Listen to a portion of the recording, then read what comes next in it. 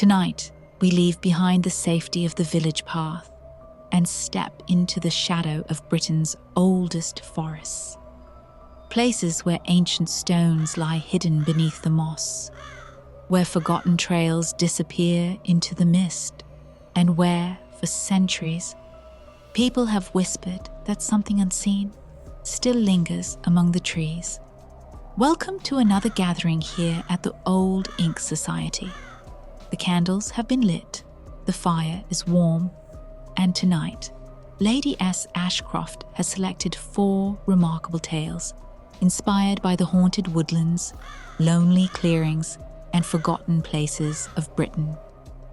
So, settle into your favorite chair, pour yourself a warm cup of tea, and let the outside world quietly fade away. Tonight's society gathering begins. Ancient Lights. From Southwater, where he left the train, the road led due west. That he knew. For the rest he trusted to luck, being one of those born walkers who dislike asking the way. He had that instinct, and as a rule, it served him well. A mile or so due west along the sandy road, till you come to a stile on the right. Then across the fields. You'll see the red house straight before you. He glanced at the postcard's instructions once again, and once again he tried to decipher the scratched-out sentence, without success. It had been so elaborately inked over that no word was legible. Inked-out sentences in a letter were always enticing.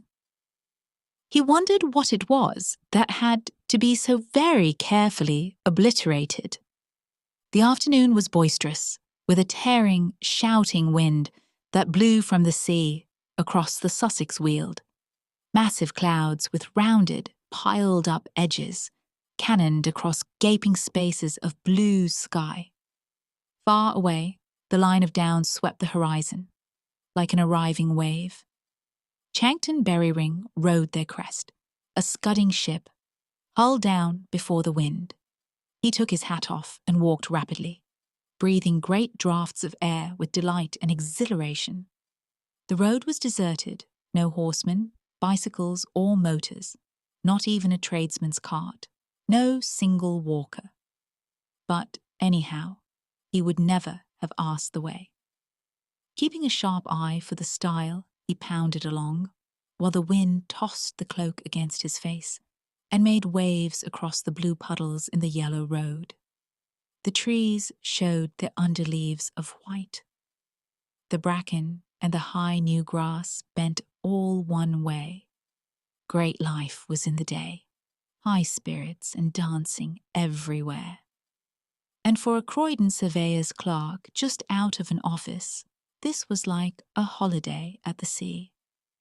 It was a day for high adventure, and his heart rose up to meet the mood of nature. His umbrella with the silver ring ought to have been a sword, and his brown shoes should have been top boots with spurs upon the heels. Where hid the enchanted castle and the princess, with the hair of sunny gold? His horse. The stile came suddenly into view, and nipped adventure in the bud. Everyday clothes took him prisoner again. He was a surveyor's clerk, middle-aged, earning £3 a week, coming from Croydon to see about a client's proposed alterations in a wood, something to ensure a better view from the dining room window. Across the fields, perhaps a mile away, he saw the red house gleaming in the sunshine. And resting on the stile a moment to get his breath, he noticed a copse of oak and hornbeam on the right. He told himself. So, that must be the wood he wants to cut down to improve the view. I'll have a look at it. There were boards up, of course, but there was an inviting little path as well. I'm not a trespasser, he said. It's part of my business, this is. He scrambled awkwardly over the gate and entered the copse. A little round would bring him to the field again, But the moment he passed among the trees, the wind ceased shouting, and a stillness dropped upon the world. So dense was the growth that the sunshine only came through in isolated patches. The air was close. He mopped his forehead and put his green felt hat on, but a low branch knocked it off again at once, and as he stooped, an elastic twig swung back and stung his face. There were flowers along both edges of the little path. Glades opened on either side. Ferns curved about in damper corners, and the smell of earth and foliage was rich and sweet. It was cooler here. What an enchanting little wood, he thought, turning down a small green glade where the sunshine flickered like silver wings. How it danced and fluttered and moved about. He put a dark blue flower in his buttonhole.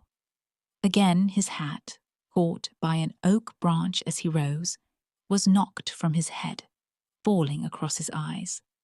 And this time he did not put it on again. Swinging his umbrella, he walked on with uncovered head, whistling rather loudly as he went. But the thickness of the trees hardly encouraged whistling, and something of his gaiety and high spirits seemed to leave him. He suddenly found himself treading circumspectly and with caution. The stillness in the wood was so peculiar. There was a rustle among the ferns and leaves, and something shot across the path 10 yards ahead, stopped abruptly an instant with head cocked sideways to stare, then dived again beneath the underbrush with the speed of a shadow. He started like a frightened child, laughing the next second that a mere pheasant could have made him jump. In the distance he heard wheels upon the road and wondered why the sound was pleasant. Good old butcher's cart, he said to himself. Then realized that he was going in the wrong direction and had somehow got turned round. For the road should be behind him, not in front. And he hurriedly took another narrow glade that lost itself in greenness to the right. "That's my direction, of course," he said. "The trees has mixed me up a bit, it seems." Then found himself abruptly by the gate he had first climbed over. He had merely made a circle. Surprise became almost discomfiture then. And a man, dressed like a gamekeeper in browny green, leaned against the gate, hitting his legs with a switch. "I'm making for Mr. Lumley's farm," explained the walker. "This is his wood, I believe." Then stopped dead, because it was no man at all, but merely an effect of light and shade and foliage. He stepped back to reconstruct the singular illusion, but the wind shook the branches roughly here on the edge of the wood, and the foliage refused to reconstruct the figure. The leaves all rustled strangely, and just then the sun went behind a cloud, making the whole wood look otherwise. Yet how the mind could be thus doubly deceived was indeed remarkable, for it almost seemed to him the man had answered, spoken, or was this the shuffling noise the branches made? And had pointed with his switch to the notice board upon the nearest tree. The words rang on in his head, but, of course, he had imagined them. "No, it's not his wood, it's ours." And some village wit, moreover, had changed the lettering on the weather-beaten board, for it read quite plainly, "Trespassers will be persecuted." And while the astonished clerk read the words and chuckled, he said to himself, thinking what a tale he'd have to tell his wife and children later. "The blooming wood has tried to chuck me out, but I'll go in again. Why, it's only a matter of a square acre at most. I'm bound to reach the fields on the other side if I keep straight on." He remembered his position in the office. He had a certain dignity to maintain. The cloud passed from below the sun, and light splashed suddenly in all manner of unlikely places. The man went straight on. He felt a touch of puzzling confusion somewhere. This way the copse had of shifting from sunshine into shadow, doubtless troubled sight a little. To his relief, at last, a new glade opened through the trees and disclosed the fields with a glimpse of the red house in the distance at the far end. But a little wicket gate that stood across the path had first to be climbed, and as he scrambled heavily over, for it would not open, he got the astonishing feeling that it slid off sideways beneath his weight and towards the wood. Like the moving staircases at Harrod's and Earl's Court, it began to glide off with him. It was quite horrible.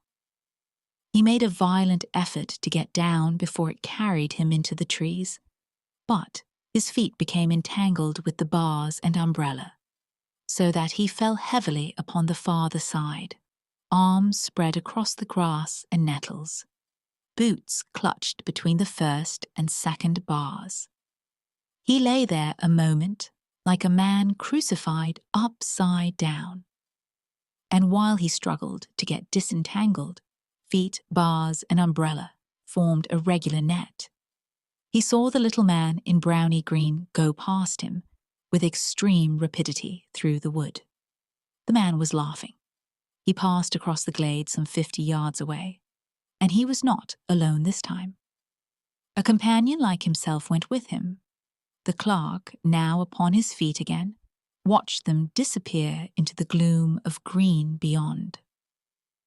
"They're tramps, not gamekeepers," he said to himself, half mortified, half angry.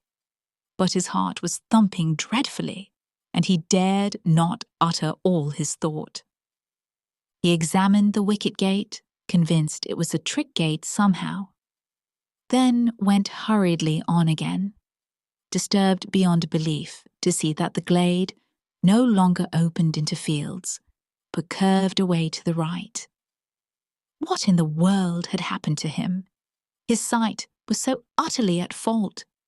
Again the sun flamed out abruptly and lit the floor of the wood with pools of silver, and at the same moment a violent gust of wind passed shouting overhead. Drops fell clattering everywhere upon the leaves, making a sharp pattering as of many footsteps. The whole copse shuddered and went moving. "Rain, by George," thought the clerk, and feeling for his umbrella, discovered he had lost it. He turned back to the gate and found it lying on the farther side. To his amazement, he saw the fields at the far end of the glade, the red house, too, asheen in the sunset. He laughed then, for, of course, in his struggle with the gate, he had somehow got turned round, had fallen back instead of forwards. Climbing over, this time quite easily, he retraced his steps. The silver band, he saw, had been torn from the umbrella. No doubt his foot, a nail or something, had caught in it and ripped it off. The clerk began to run. He felt extraordinarily dismayed. But, while he ran, the entire wood ran with him, round him, to and fro, trees shifting like living things, leaves folding and unfolding, trunks darting backwards and forwards, and branches disclosing enormous empty spaces, then closing up again before he could look into them. There were footsteps everywhere, and laughing, crying voices, and crowds of figures gathering just behind his back, till the glade, he knew, was thick with moving life. The wind in his ears, of course, produced the voices and the laughter, while sun and clouds, plunging the copse alternately in shadow, and bright, dazzling light, created the figures. But he did not like it, and he went as fast as ever his sturdy legs could take him. He was frightened now. This was no story for his wife and children. He ran like the wind. But His feet made no sound upon the soft, mossy turf. Then, to his horror, he saw that the glade grew narrow. Nettles and weeds stood thick across it. It dwindled down into a tiny path, and 20 yards ahead, it stopped finally and melted off among the trees. What the trick gate had failed to achieve, this twisting glade accomplished easily, carried him in bodily among the dense and crowding trees. There was only one thing to do: turn sharply and dash back again, run headlong into the life that followed at his back.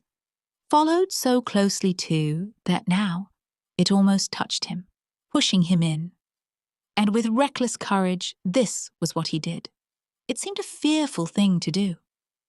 He turned with a sort of violent spring, head down and shoulders forward, hands stretched before his face.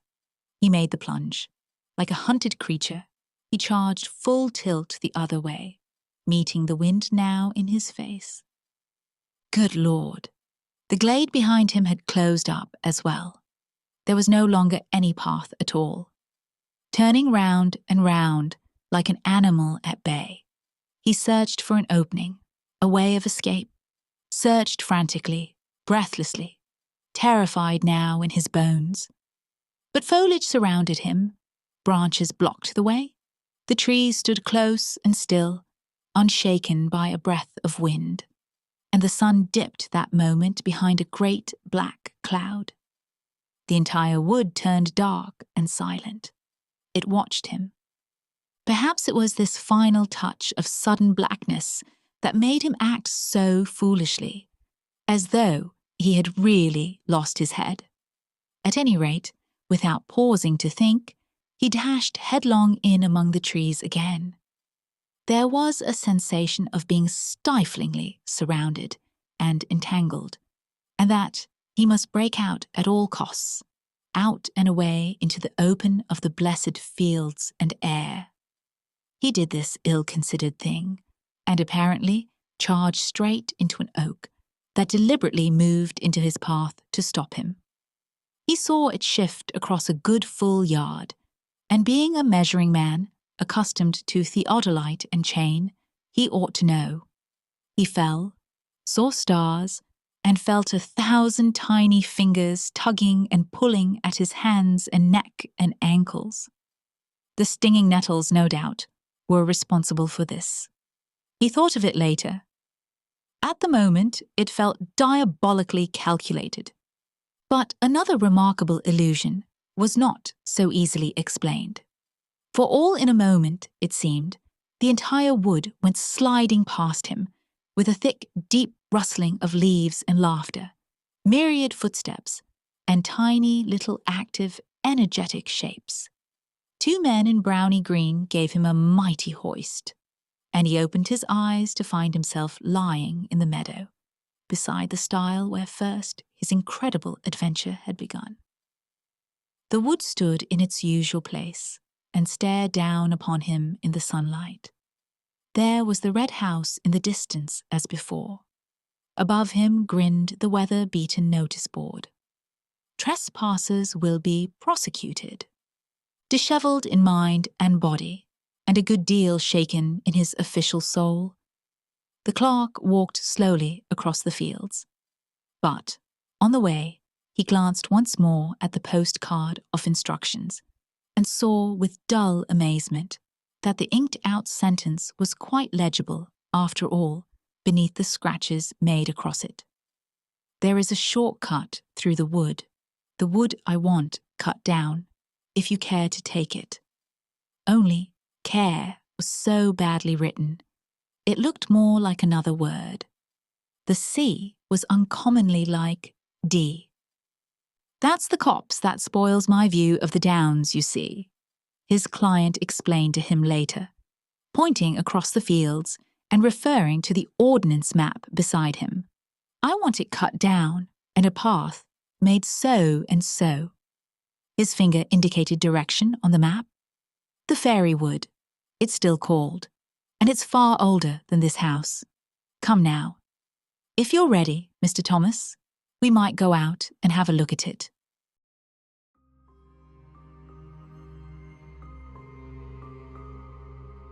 Man size in marble. Although every word of the story is as true as despair, I do not expect people to believe it. Nowadays, a rational explanation is required before belief is possible. Let me then, at once, offer the rational explanation, which finds most favour among those who have heard the tale of my life's tragedy. It is held that we were under a delusion, Laura and I, on that 31st of October, and that this supposition places the whole matter on a satisfactory and believable basis. The reader can judge, when he, too, has heard my story, how far this is an explanation, and in what sense it is rational. There were 3 who took part in this, Laura and I, and another man.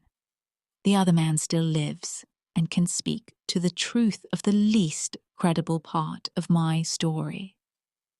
I never in my life knew what it was to have as much money as I required to supply the most ordinary needs, good colours, books, and cab fares, and when we were married, we knew quite well that we should only be able to live at all by strict punctuality and attention to business. I used to paint in those days, and Laura used to write, and we felt sure we could keep the pot at least simmering. Living in town was out of the question, so we went to look for a cottage in the country, which should be at once sanitary and picturesque. So rarely do these 2 qualities meet in one cottage that our search was for some time quite fruitless. We tried advertisements, but most of the desirable rural residences which we did look at proved to be lacking in both essentials. And when a cottage chanced to have drains, it always had stucco as well, and was shaped like a tea caddy. And if we found a vine or rose-covered porch, corruption invariably lurked within. Our minds got so befogged by the eloquence of house agents and the rival disadvantages of the fever traps and outrages to beauty which we had seen and scorned, that I very much doubt whether either of us, on our wedding morning, knew the difference between a house and a haystack. But when we got away from friends and house agents, on our honeymoon, our wits grew clear again, and we knew a pretty cottage when, at last, we saw one. It was at Brenzett, a little village set on a hill over against the southern marshes. We had gone there from the seaside village where we were staying to see the church, and 2 fields from the church we found this cottage. It stood quite by itself, about 2 miles from the village. It was a long, low building, with rooms sticking out in unexpected places. There was a bit of stonework, ivy-covered and moss-grown, just 2 old rooms, all that was left of a big house that had once stood there. And round this stonework the house had grown up. Stripped of its roses and jasmine, would have been hideous. As it stood, it was charming, and after a brief examination, we took it. It was absurdly cheap. The rest of our honeymoon we spent in grubbing about in second-hand shops in the county town, picking up bits of old oak and Chippendale chairs for our furnishing. We wound up with a run up to town and a visit to Liberty's, and soon the low, oak-beamed, lattice-windowed rooms began to be home. There was a jolly, old-fashioned garden, with grass paths and no end of hollyhocks and sunflowers and big lilies. From the window you could see the marsh pastures, and beyond them the blue, thin line of the sea. We were as happy as the summer was glorious, and settled down into work sooner than we ourselves expected. I was never tired of sketching the view and the wonderful cloud effects from the open lattice, and Laura would sit at the table and write verses about them, in which I mostly played the part of foreground. We got a tall old peasant woman to do for us. Her face and figure were good, though her cooking was of the homeliest, but she understood all about gardening and told us all the old names of the coppices and cornfields and the stories of the smugglers and highwaymen, and better still, of the things that walked, and of the sights which met one in lonely glens of a starlight night. She was a great comfort to us, because Laura hated housekeeping as much as I loved folklore, and we soon came to leave all the domestic business to Mrs. Dorman, and to use her legends in little magazine stories which brought in the jingling guinea.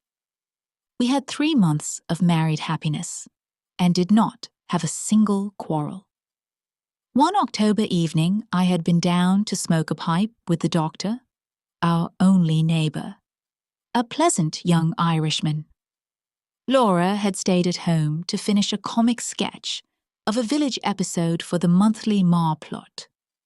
I left her laughing over her own jokes, and came in to find her a crumpled heap of pale muslin weeping on the window seat. "Good heavens, my darling, what's the matter?" I cried, taking her in my arms. She leaned her little dark head against my shoulder and went on crying. I had never seen her cry before. We had always been so happy, you see, and I felt sure some frightful misfortune had happened. "What is the matter? Do speak." "It's Mrs. Dorman," she sobbed. "What has she done?" I inquired, immensely relieved. "She says she must go before the end of the month, and she says her niece is ill. She's gone down to see her now. But I don't believe that's the reason, because her niece is always ill. I believe someone has been setting her against us. Her manner was so queer." "Never mind, Pussy," I said. "Whatever you do, don't cry, or I shall have to cry too, to keep you in countenance, and then you'll never respect your man again." She dried her eyes obediently on my handkerchief, and even smiled faintly.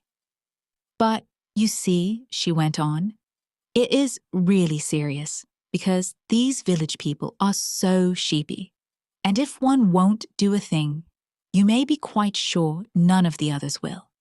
And I shall have to cook the dinners and wash up the hateful greasy plates. And you'll have to carry cans of water about, and clean the boots and knives. And we shall never have any time for work, or earn any money, or anything.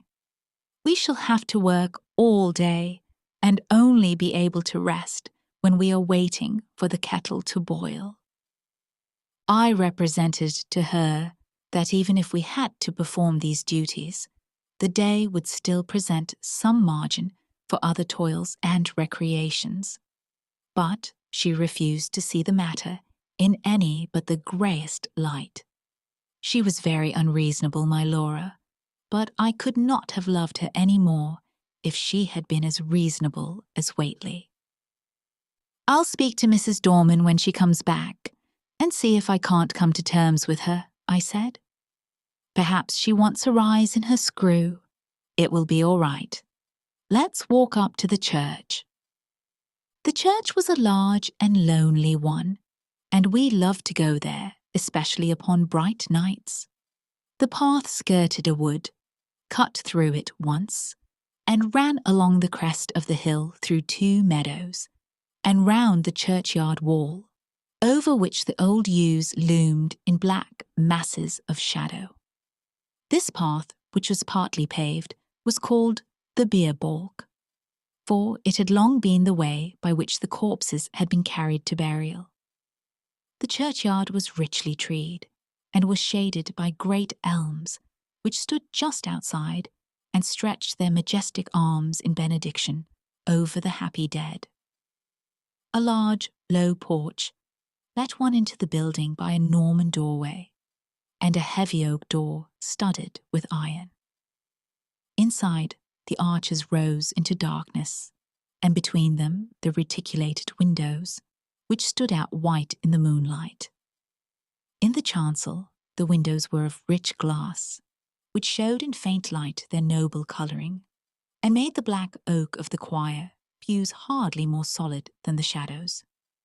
But on each side of the altar lay a grey marble figure of a knight in full plate armour, lying upon a low slab, with hands held up in everlasting prayer. And these figures, oddly enough, were always to be seen if there was any glimmer of light in the church. Their names were lost, but the peasants told of them that they had been fierce and wicked men, marauders by land and sea, who had been the scourge of their time and had been guilty of deeds so foul that the house they had lived in, the big house, by the way, that had stood on the site of our cottage, had been stricken by lightning and the vengeance of heaven. But for all that, the gold of their heirs had bought them a place in the church. Looking at the bad, hard faces reproduced in the marble, this story was easily believed. The church looked at its best and weirdest on that night, for the shadows of the yew trees fell through the windows upon the floor of the nave and touched the pillars with tattered shade. We sat down together without speaking and watched the solemn beauty of the old church with some of that awe which inspired its early builders. We walked to the chancel and looked at the sleeping warriors.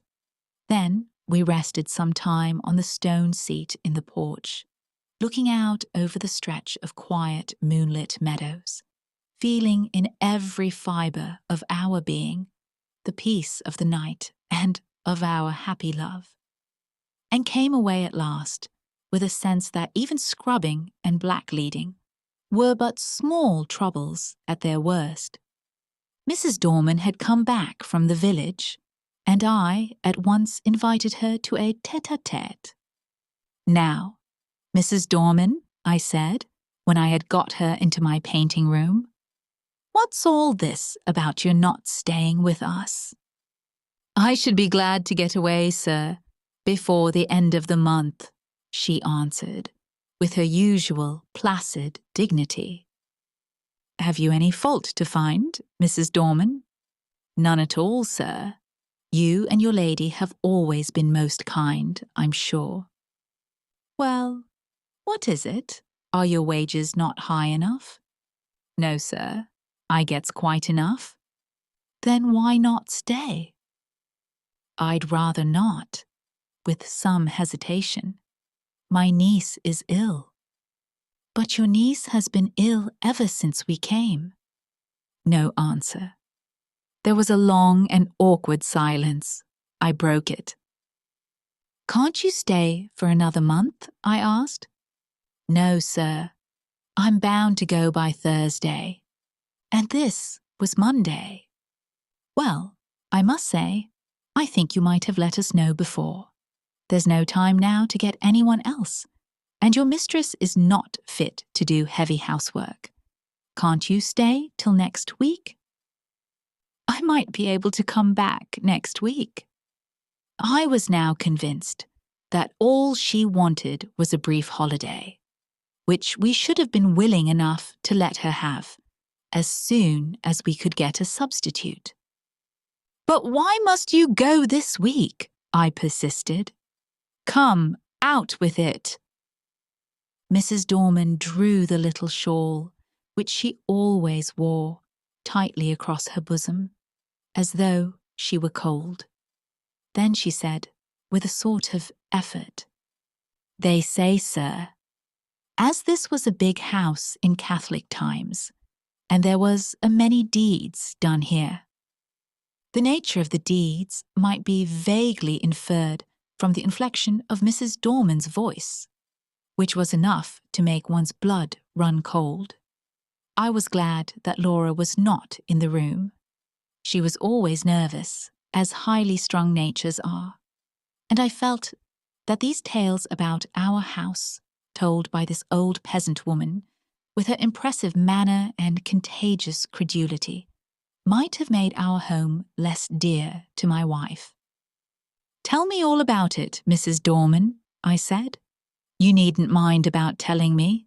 I'm not like the young people who make fun of such things." Which was partly true.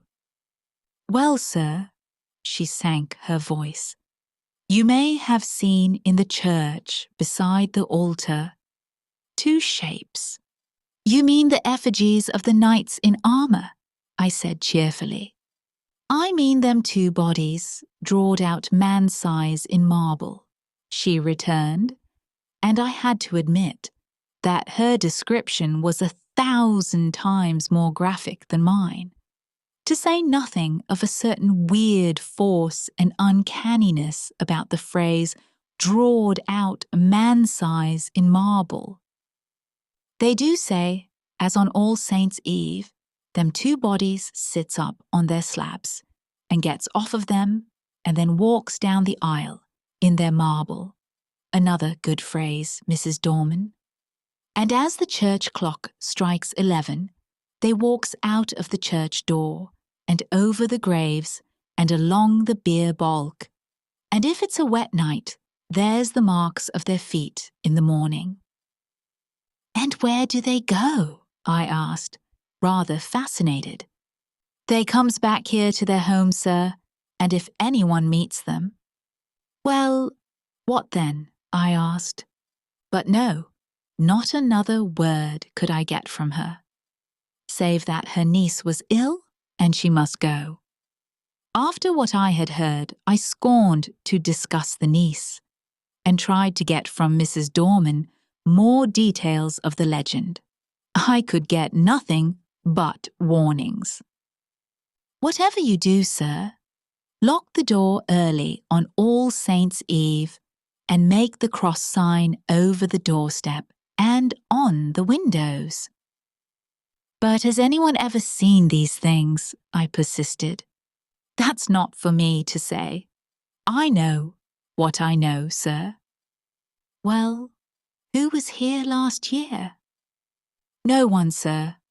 The lady as owned the house only stayed here in summer, and she always went to London a full month afore the night.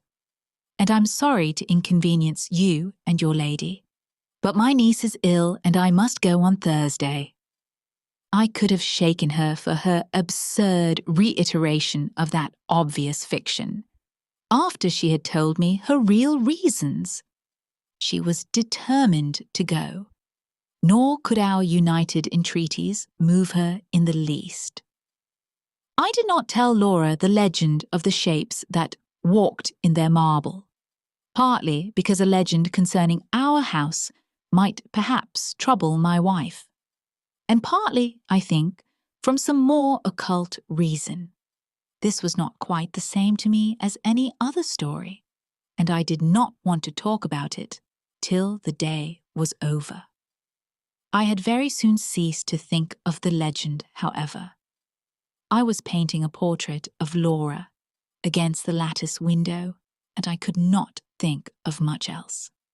I had got a splendid background of yellow and grey sunset, and was working away with enthusiasm at her face. On Thursday, Mrs. Dorman went.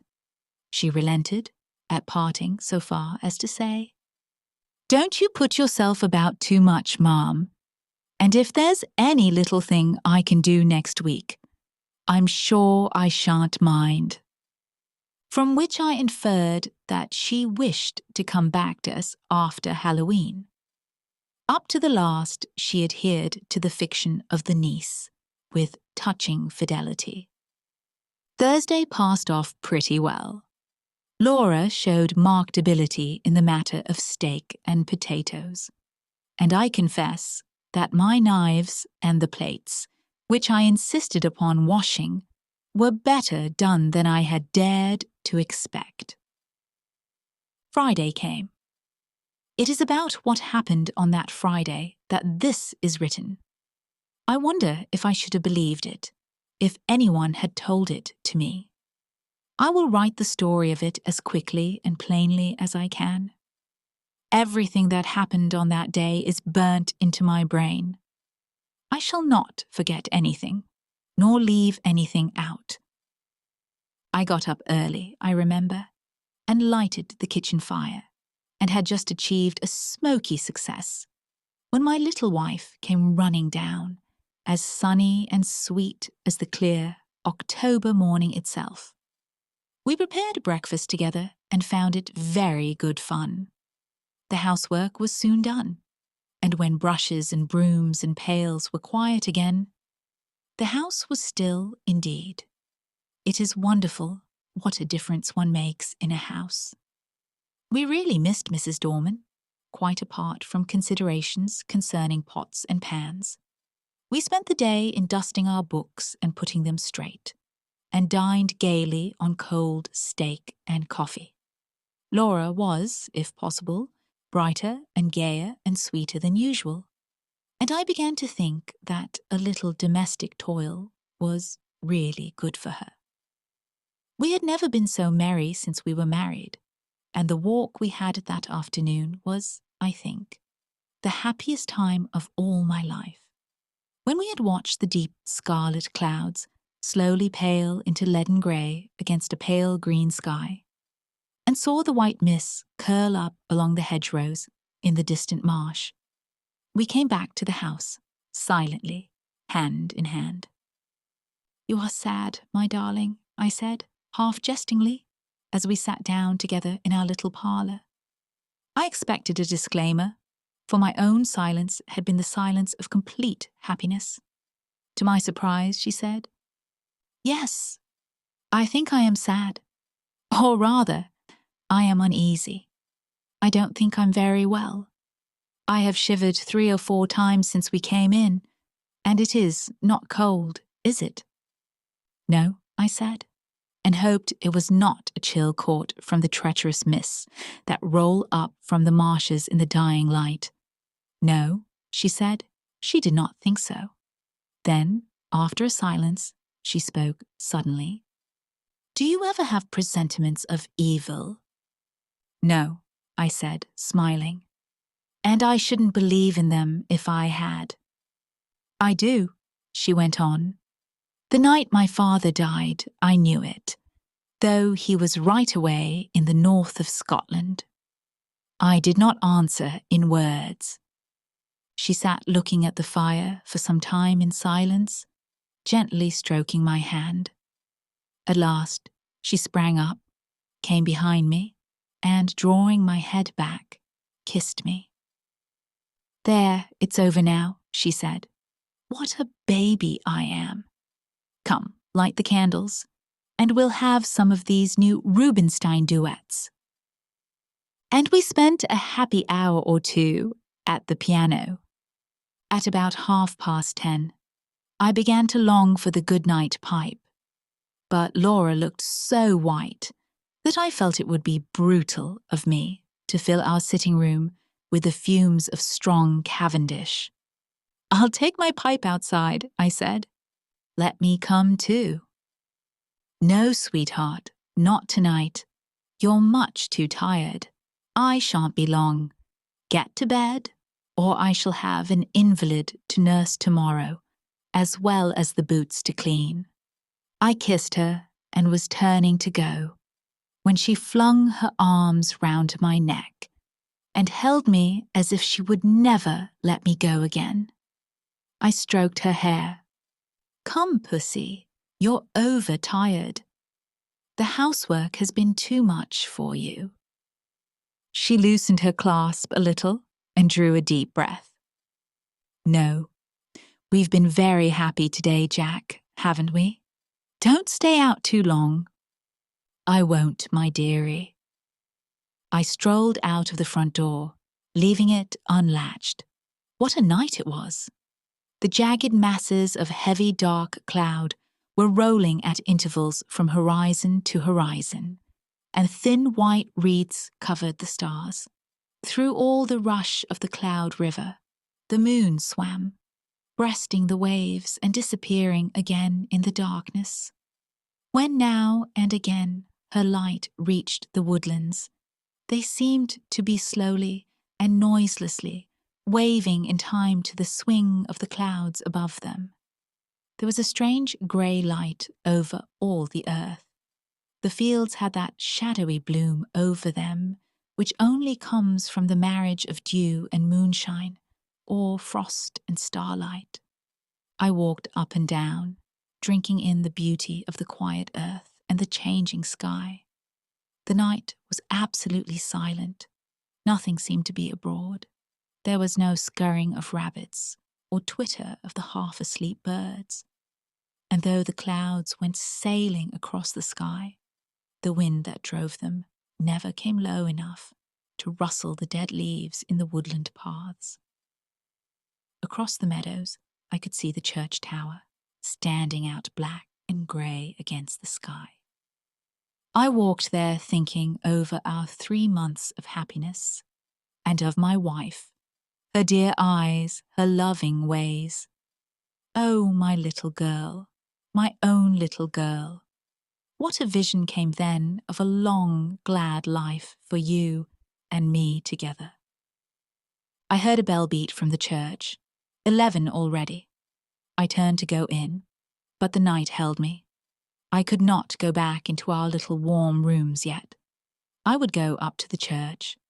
I felt vaguely that it would be good to carry my love and thankfulness to the sanctuary where so many loads of sorrow and gladness had been borne by the men and women of the dead years. I looked in at the low window as I went by. Laura was half lying on her chair in front of the fire. I could not see her face. Only her little head showed dark against the pale blue wall. She was quite still, asleep, no doubt. My heart reached out to her as I went on. There must be a God, I thought, and a God who was good. How otherwise could anything so sweet and dear as she have ever been imagined? I walked slowly along the edge of the wood. A sound broke the stillness of the night. It was a rustling in the wood. I stopped and listened. The sound stopped too. I went on, and now distinctly heard another step, then mine, answer mine like an echo. It was a poacher or a wood stealer, most likely, for these were not unknown in our Arcadian neighbourhood. But whoever it was, he was a fool not to step more lightly. I turned into the wood, and now the footsteps seemed to come from the path I had just left. It must be an echo, I thought. The wood looked perfect in the moonlight. The large dying ferns and the brushwood showed where through thinning foliage the pale light came down. The tree trunks stood up like Gothic columns all around me. They reminded me of the church, and I turned into the beer balk and passed through the corpse gate between the graves to the low porch. I paused for a moment on the stone seat, where Laura and I had watched the fading landscape. Then I noticed that the door of the church was open, and I blamed myself for having left it unlatched the other night. We were the only people who ever cared to come to the church except on Sundays, and I was vexed to think that through our carelessness, the damp autumn airs had had a chance of getting in and injuring the old fabric. I went in. It will seem strange, perhaps, that I should have gone halfway up the aisle before I remembered, with a sudden chill, followed by a rush of self-contempt, that this was the very day and hour when, according to tradition, the shapes drawed out man-size in marble began to walk. Having thus remembered the legend, and remembered it with a shiver, of which I was ashamed, I could not do otherwise than walk up towards the altar, just to look at the figures, as I said to myself. Really, what I wanted was to assure myself, first, that I did not believe the legend, and secondly, that it was not true. I was rather glad that I had come. I thought now I could tell Mrs. Dorman how vain her fancies were, and how peacefully the marble figures slept on through the ghastly hour. With my hands in my pockets, I passed up the aisle. In the grey dim light, the eastern end of the church looked larger than usual, and the arches above the two tombs looked larger too. The moon came out and showed me the reason. I stopped short. My heart gave a leap that nearly choked me, and then sank sickeningly. The bodies drawed out man-size were gone, and their marble slabs lay wide and bare in the vague moonlight that slanted through the east window. Were they really gone? Or was I mad? Clenching my nerves, I stooped and passed my hand over the smooth slabs, and felt their flat, unbroken surface. Had someone taken the things away? Was it some vile, practical joke? I would make sure anyway. In an instant, I had made a torch of a newspaper, which happened to be in my pocket, and lighting it, held it high above my head. Its yellow glare illumined the dark arches and those slabs. The figures were gone, and I was alone in the church. Or was I alone? And then a horror seized me, a horror indefinable and indescribable, an overwhelming certainty of supreme and accomplished calamity. I flung down the torch and tore along the aisle and out through the porch, biting my lips as I ran to keep myself from shrieking aloud. Oh, was I mad? Or what was this that possessed me? I leaped the churchyard wall and took the straight cut across the fields, led by the light from our windows. Just as I got over the first stile, a dark figure seemed to spring out of the ground. Mad still with that certainty of misfortune, I made for the thing that stood in my path, shouting, "Get out of the way, can't you?" But my push met with a more vigorous resistance than I had expected. My arms were caught just above the elbow and held as in a vice, and the raw-boned Irish doctor actually shook me. "Would ye?" he cried, in his own unmistakable accents. "Would ye, then?" "Let me go, you fool," I gasped. "The marble figures have gone from the church. I tell you, they've gone." He broke into a ringing laugh. "I'll have to give ye a draft tomorrow, I see. You've been smoking too much and listening to old wives' tales. I tell you, I've seen the bare slabs. Well, come back with me. I'm going up to old Palmer's. His daughter's ill. We'll look in at the church and let me see the bare slabs." "You go, if you like," I said, a little less frantic for his laughter. "I'm going home to my wife." "Rubbish, man," said he. "Do you think I'll permit of that? Are you to go saying all your life that you've seen solid marble endowed with vitality, and me to go all me life saying ye were a coward? No, sir, ye shan't do it." The night air, a human voice, and I think also the physical contact with this 6 feet of solid common sense, brought me back a little to my ordinary self, and the word coward was a mental shower bath. "Come on then," I said sullenly. "Perhaps you're right." He still held my arm tightly. We got over the stile and back to the church. All was still as death. The place smelt very damp and earthy. We walked up the aisle.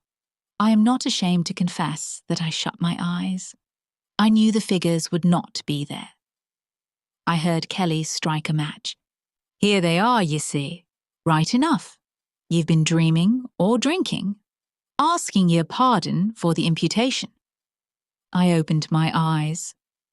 By Kelly's expiring vesta, I saw 2 shapes lying in their marble on their slabs. I drew a deep breath. and caught his hand. "I'm awfully indebted to you," I said. "It must have been some trick of light, or I have been working rather hard. Perhaps that's it. Do you know, I was quite convinced they were gone." "I'm aware of that," he answered rather grimly. "You'll have to be careful of that brain of yours, my friend, I assure ye." He was leaning over and looking at the right-hand figure, whose stony face was the most villainous and deadly in expression.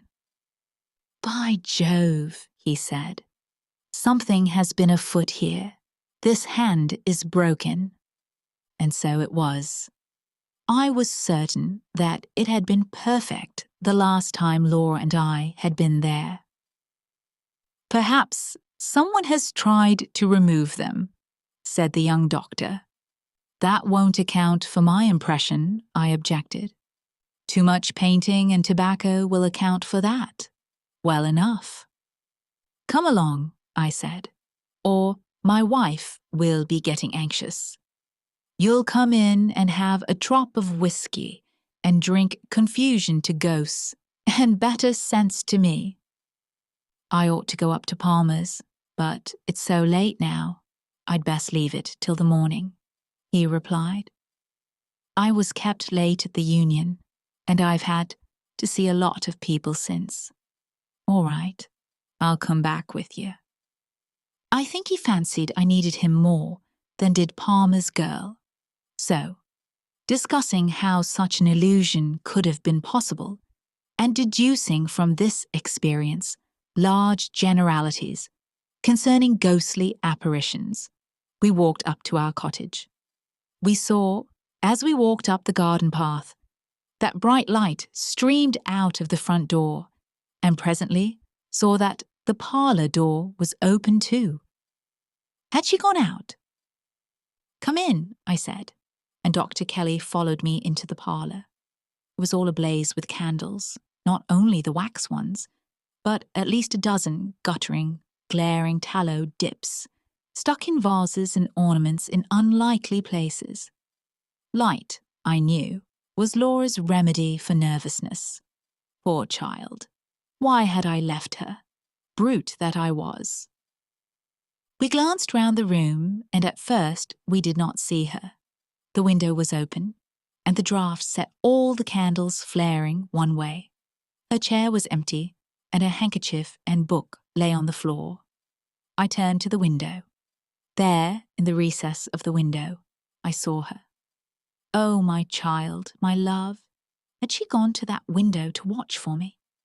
And what had come into the room behind her? To what had she turned with that look of frantic fear and horror? Oh, my little one, had she thought that it was I whose steps she heard, and turned to meet what? She had fallen back across a table in the window, and her body lay half on it and half on the window seat, and her head hung down over the table, the brown hair loosened and fallen to the carpet. Her lips were drawn back, and her eyes wide, wide open. They saw nothing now. What had they seen last? The doctor moved towards her, but I pushed him aside and sprang to her, caught her in my arms and cried, "It's all right, Laura. I've got you safe, wifey." She fell into my arms in a heap. I clasped her and kissed her, and called her by all her pet names, but I think I knew all the time that she was dead. Her hands were tightly clenched. In one of them she held something fast. When I was quite sure that she was dead, and that nothing mattered at all any more, I let him open her hand to see what she held. It was a grey marble finger.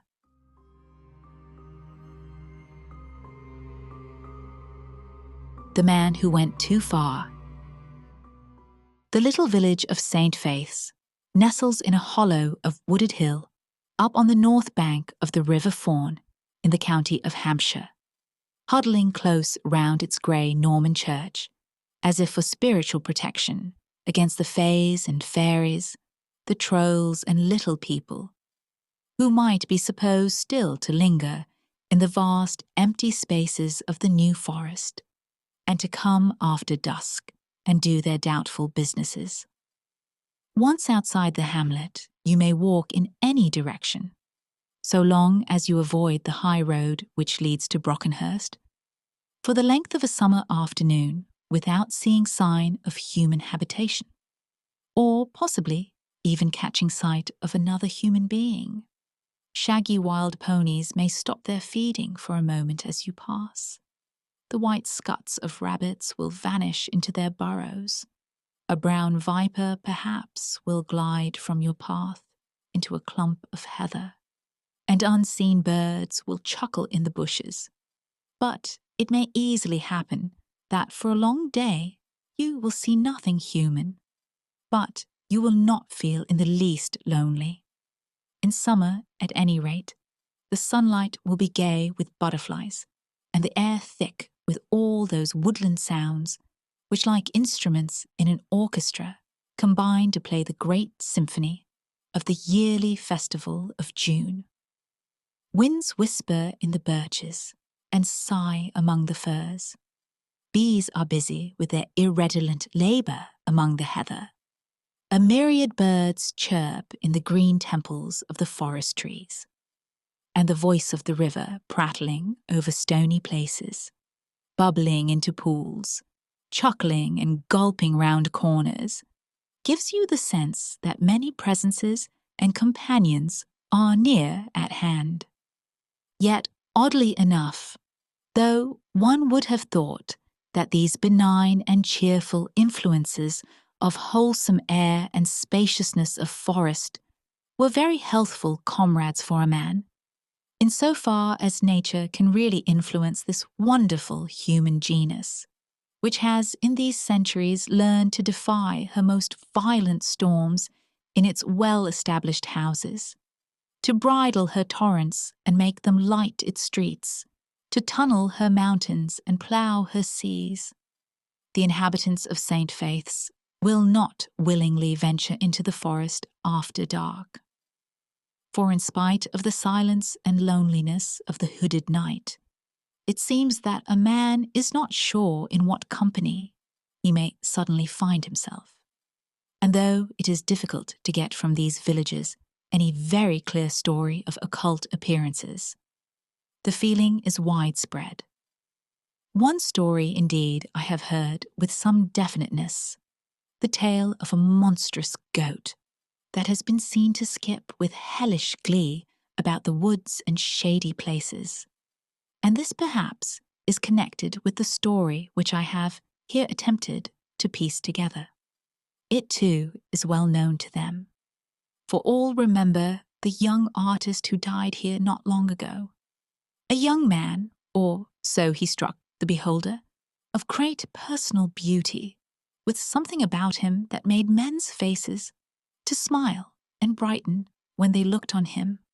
His ghost, they will tell you, walks constantly by the stream and through the woods which he loved so, and in especial, it haunts a certain house, the last of the village where he lived, and its garden in which he was done to death. For my part, I am inclined to think that the terror of the forest dates chiefly from that day. So, such as the story is, I have set it forth in connected form. It is based partly on the accounts of the villagers, but mainly on that of Darcy, a friend of mine and a friend of the man with whom these events were chiefly concerned. The day had been one of untarnished midsummer splendour, and as the sun drew near to its setting, the glory of the evening grew every moment more crystalline, more miraculous. Westward from St. Faith's, the beechwood, which stretched for some miles toward the heathery upland beyond, already cast its veil of clear shadow over the red roofs of the village. But the spire of the grey church, overtopping all, still pointed a flaming orange finger into the sky.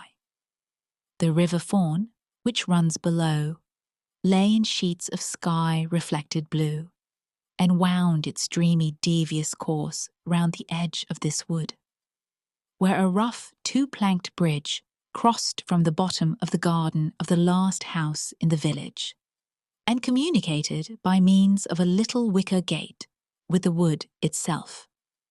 Then, once out of the shadow of the wood, the stream lay in flaming pools of the molten crimson of the sunset, and lost itself in the haze of woodland distances. This house at the end of the village stood outside the shadow, and the lawn, which sloped down to the river, was still flecked with sunlight. Garden beds of dazzling colour lined its gravel walks, and down the middle of it ran a brick pergola, half hidden in clusters of rambler rose and purple with starry clematis. At the bottom end of it, between two of its pillars, was slung a hammock containing a shirt-sleeved figure.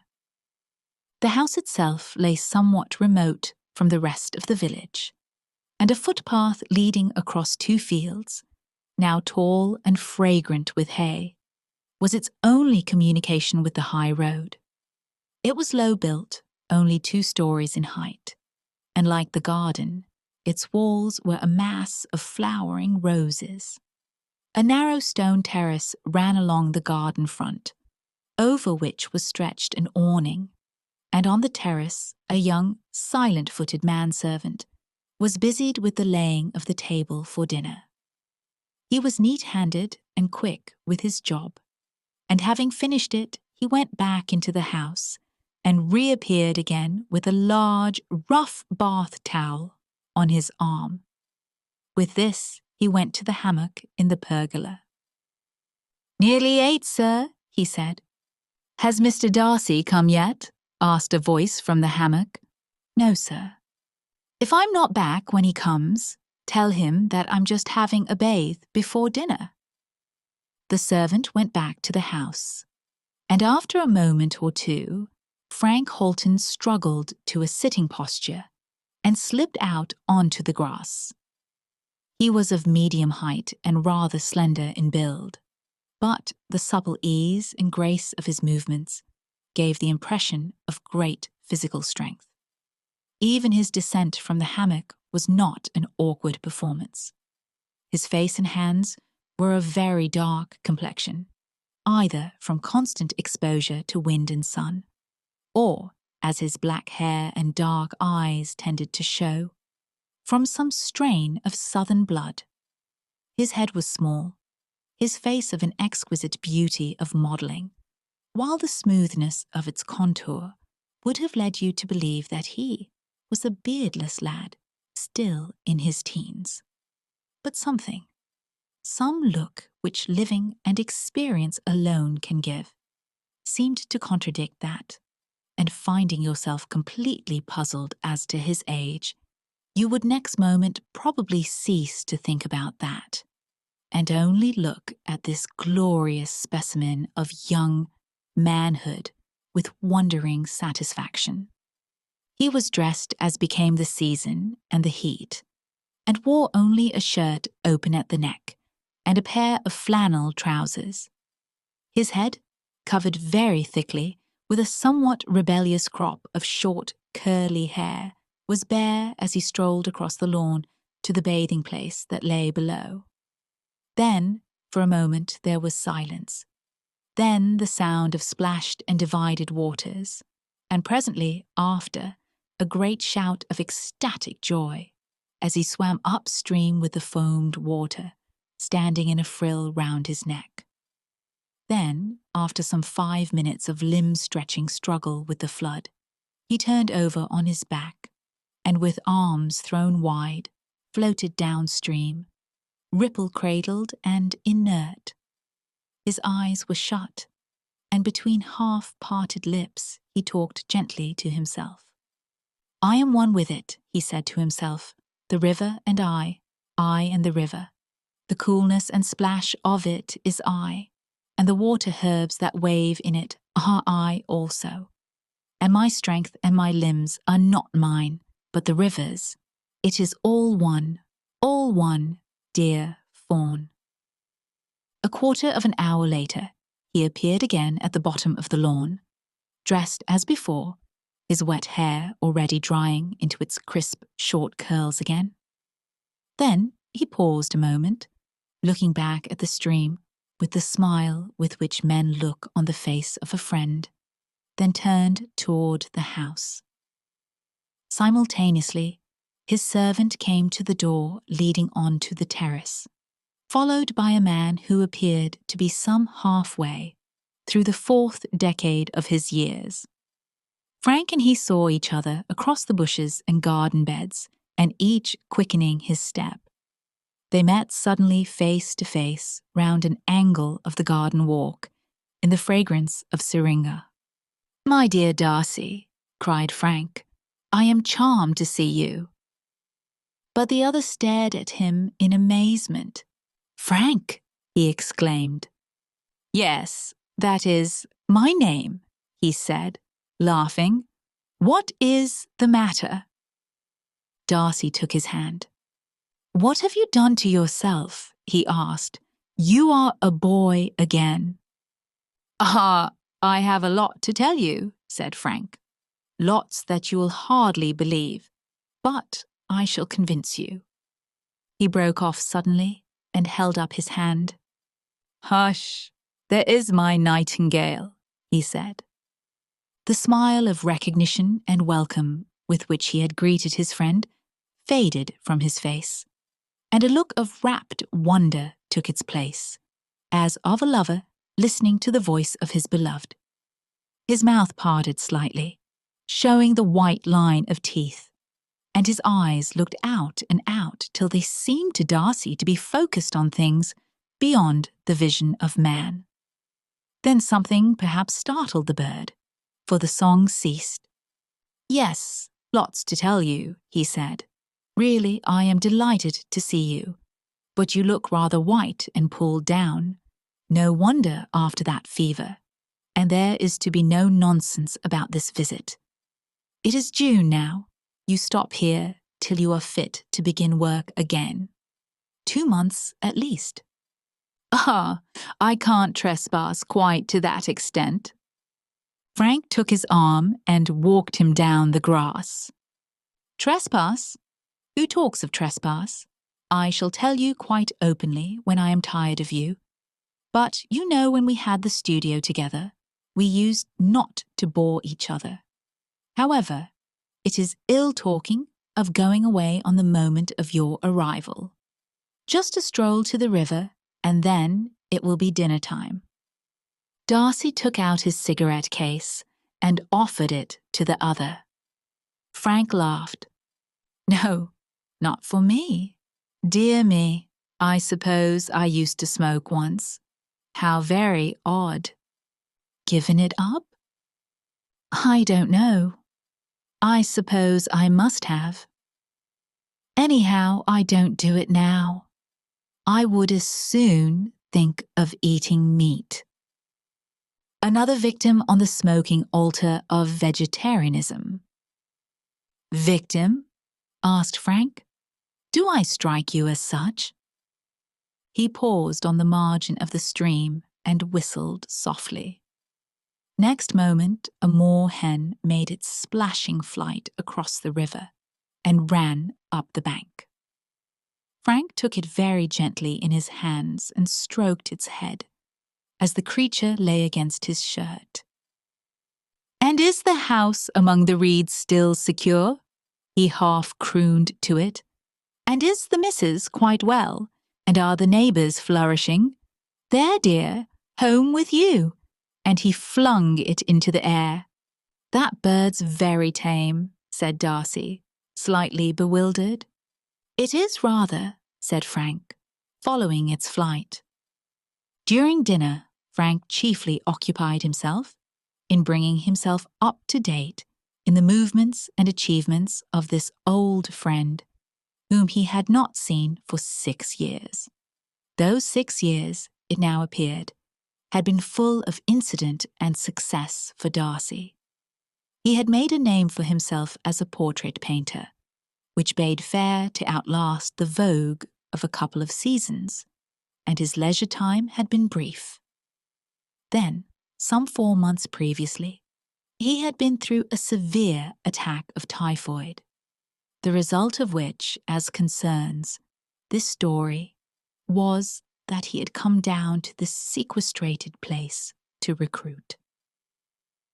"Yes, you've got on," said Frank at the end. "I always knew you would. A RA with more in prospect. Money? You roll in it, I suppose, and, oh, Darcy, how much happiness have you had all these years?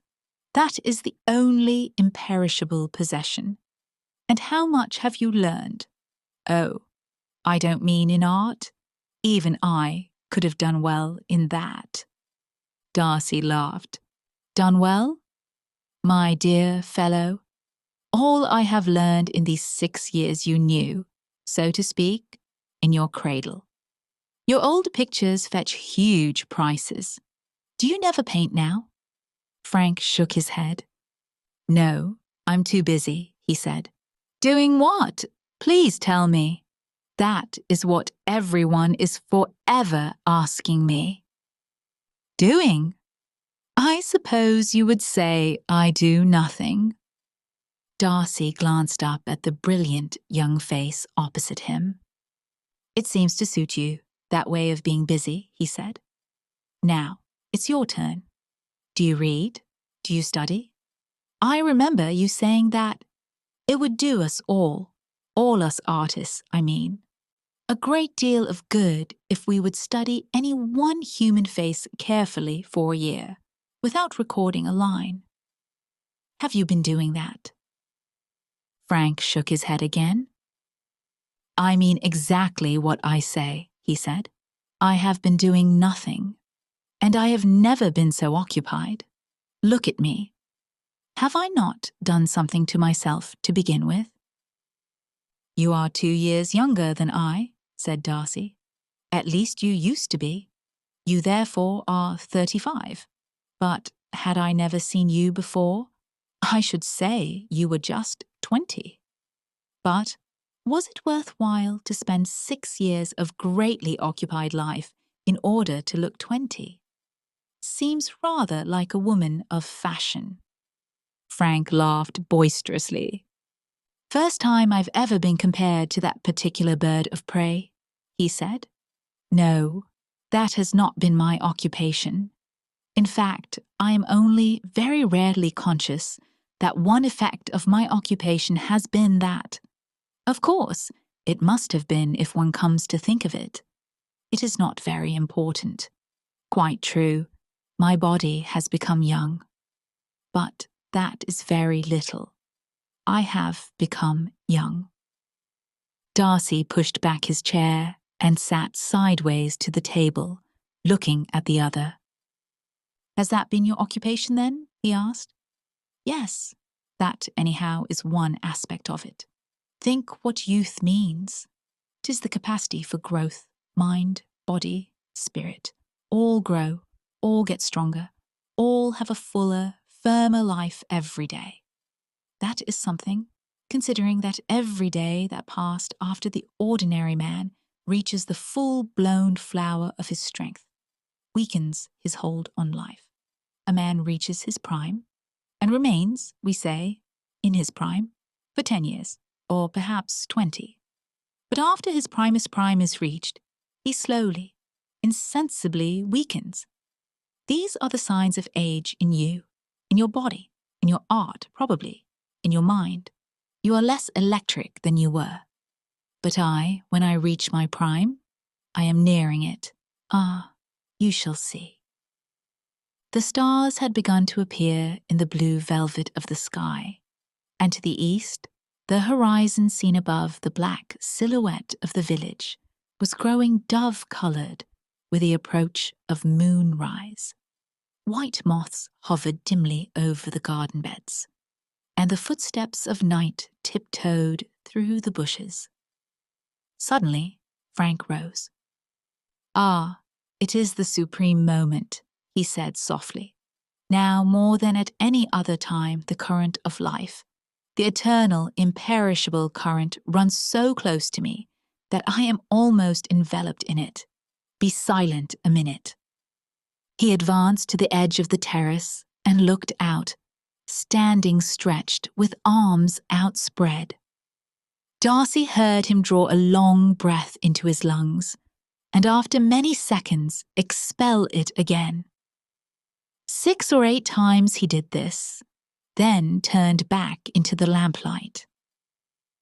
"It will sound to you quite mad, I expect," he said, "but if you want to hear the soberest truth I have ever spoken and shall ever speak, I will tell you about myself. But come into the garden if it is not too damp for you. I have never told anyone yet, but I shall like to tell you. It is long, in fact, since I have even tried to classify what I have learned." They wandered into the fragrant dimness of the pergola and sat down. Then Frank began. "Years ago, do you remember," he said, "we used often to talk about the decay of joy in the world. Many impulses, we settled, had contributed to this decay, some of which were good in themselves, others that were quite completely bad. Among the good things, I put what we may call certain Christian virtues: renunciation, resignation, sympathy with suffering, and the desire to relieve sufferers. But out of those things spring very bad ones: useless renunciations, asceticism for its own sake, mortification of the flesh with nothing to follow, no corresponding gain, that is, and that awful and terrible disease which devastated England some centuries ago, and from which by heredity of spirit we suffer now: Puritanism. That was a dreadful plague. The brutes held and taught that joy and laughter and merriment were evil. It was a doctrine the most profane and wicked. Why, what is the commonest crime one sees? A sullen face. That is the truth of the matter. Now, all my life I have believed that we are intended to be happy, that joy is of all gifts the most divine. And when I left London, abandoned my career, such as it was, I did so because I intended to devote my life to the cultivation of joy, and by continuous and unsparing effort to be happy. Among people, and in constant intercourse with others, I did not find it possible. There were too many distractions in towns and workrooms, and also too much suffering. So I took one step backward or forward, as you may choose to put it, and went straight to nature, to trees, birds, animals, to all those things which quite clearly pursue one aim only, which blindly follow the great native instinct to be happy without any care at all for morality, or human law, or divine law.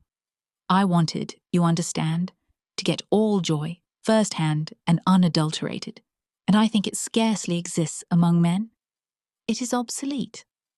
Darcy turned in his chair.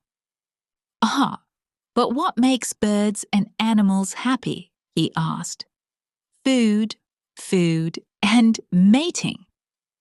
Frank laughed gently in the stillness. "Do not think I became a sensualist," he said. "I didn't make that mistake, for the sensualist carries his miseries pick-a-back, and round his feet is wound the shroud that shall soon enwrap him. I may be mad, it is true, but I am not so stupid anyhow as to have tried that. No. What is it that makes puppies play with their own tails, that sends cats on their prowling, ecstatic errands at night?" He paused a moment. "So, I went to nature," he said. "I sat down here in this new forest, sat down fair and square and looked.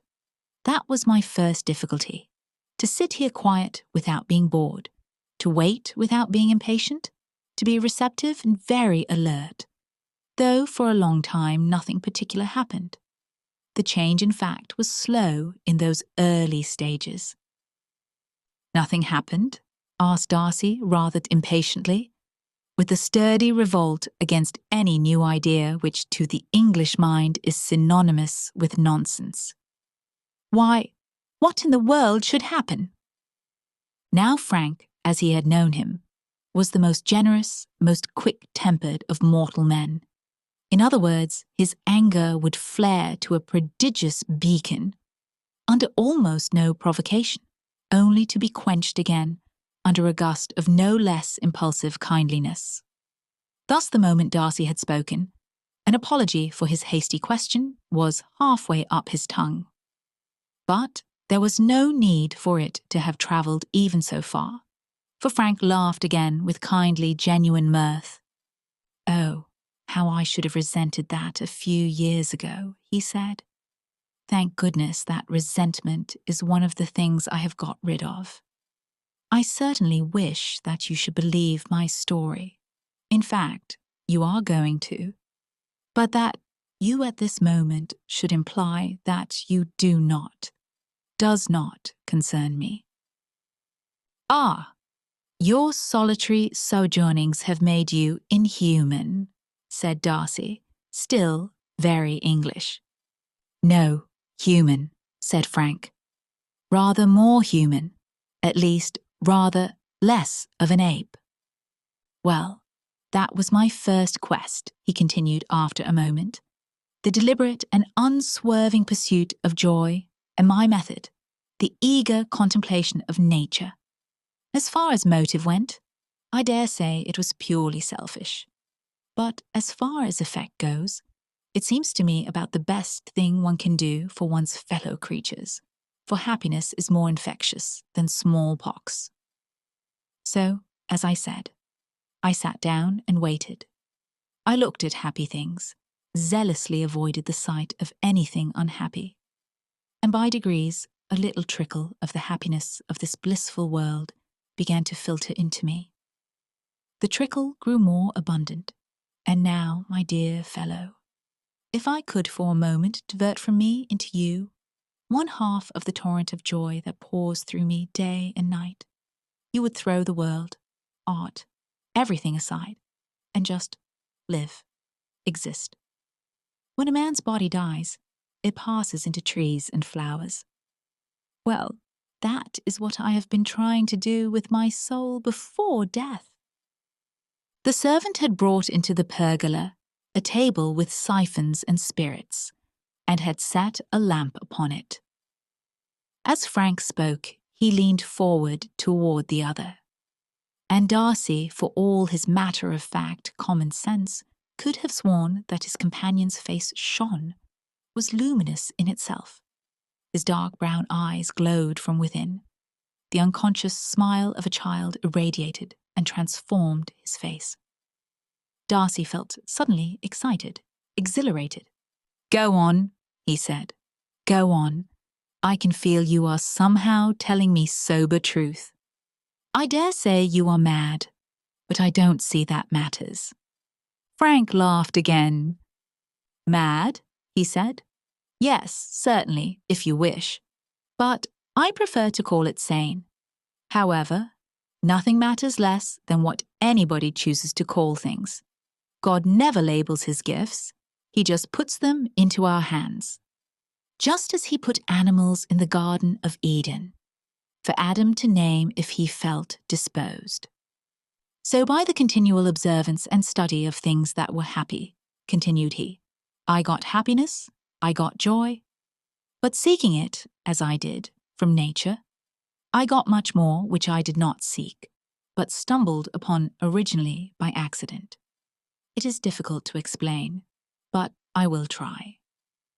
About 3 years ago, I was sitting one morning in a place I will show you tomorrow.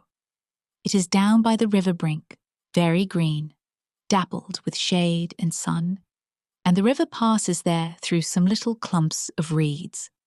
Well, as I sat there, doing nothing, but just looking and listening, I heard the sound, quite distinctly, of some flute-like instrument playing a strange, unending melody. I thought, at first, it was some musical yokel on the highway, and did not pay much attention. But before long, the The strangeness and indescribable beauty of the tune struck me. It never repeated itself, but it never came to an end. Phrase after phrase ran its sweet course. It worked gradually and inevitably up to a climax, and having attained it, it went on. Another climax was reached, and another and another. Then, with a sudden gasp of wonder, I localized where it came from. It came from the reeds and from the sky and from the trees. It was everywhere. It was the sound of life. It was, my dear Darcy. As the Greeks would have said, it was Pan playing on his pipes, the voice of nature. It was the life melody, the world melody. Darcy was far too interested to interrupt, though there was a question he would have liked to ask, and Frank went on.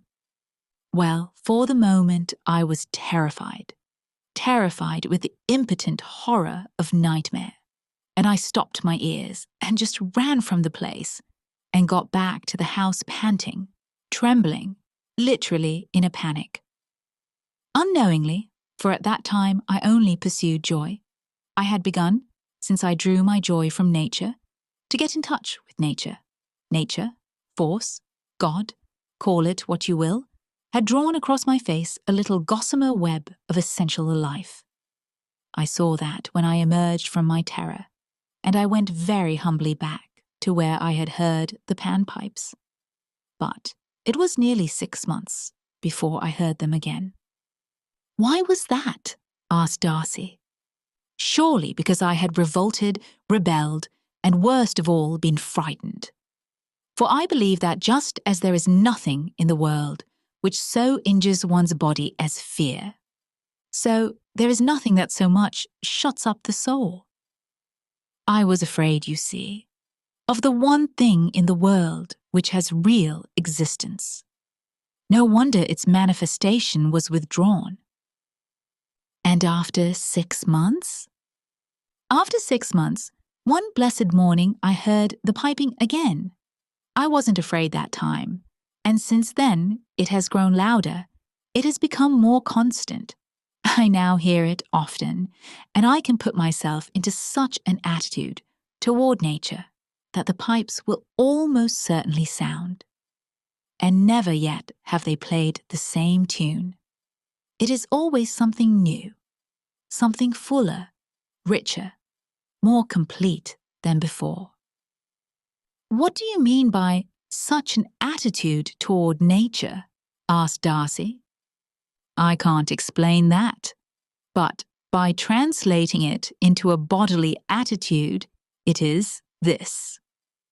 Frank sat up for a moment quite straight in his chair, then slowly sank back with arms outspread and head drooped. That, he said, an effortless attitude, but open, resting, receptive. It is just that which you must do with your soul. Then he sat up again. One word more, he said, and I will bore you no further. Nor unless you ask me questions shall I talk about it again. You will find me, in fact, quite sane in my mode of life. Birds and beasts you will see behaving somewhat intimately to me, like that moor hen, but that is all. I will walk with you, ride with you, play golf with you, and talk with you on any subject you like. But I wanted you on the threshold to know what has happened to me, and one thing more will happen. He paused again, and a slight look of fear crossed his eyes. There will be a final revelation, he said, a complete and blinding stroke, which will throw open to me, once and for all, the full knowledge, the full realization and comprehension that I am one, just as you are, with life.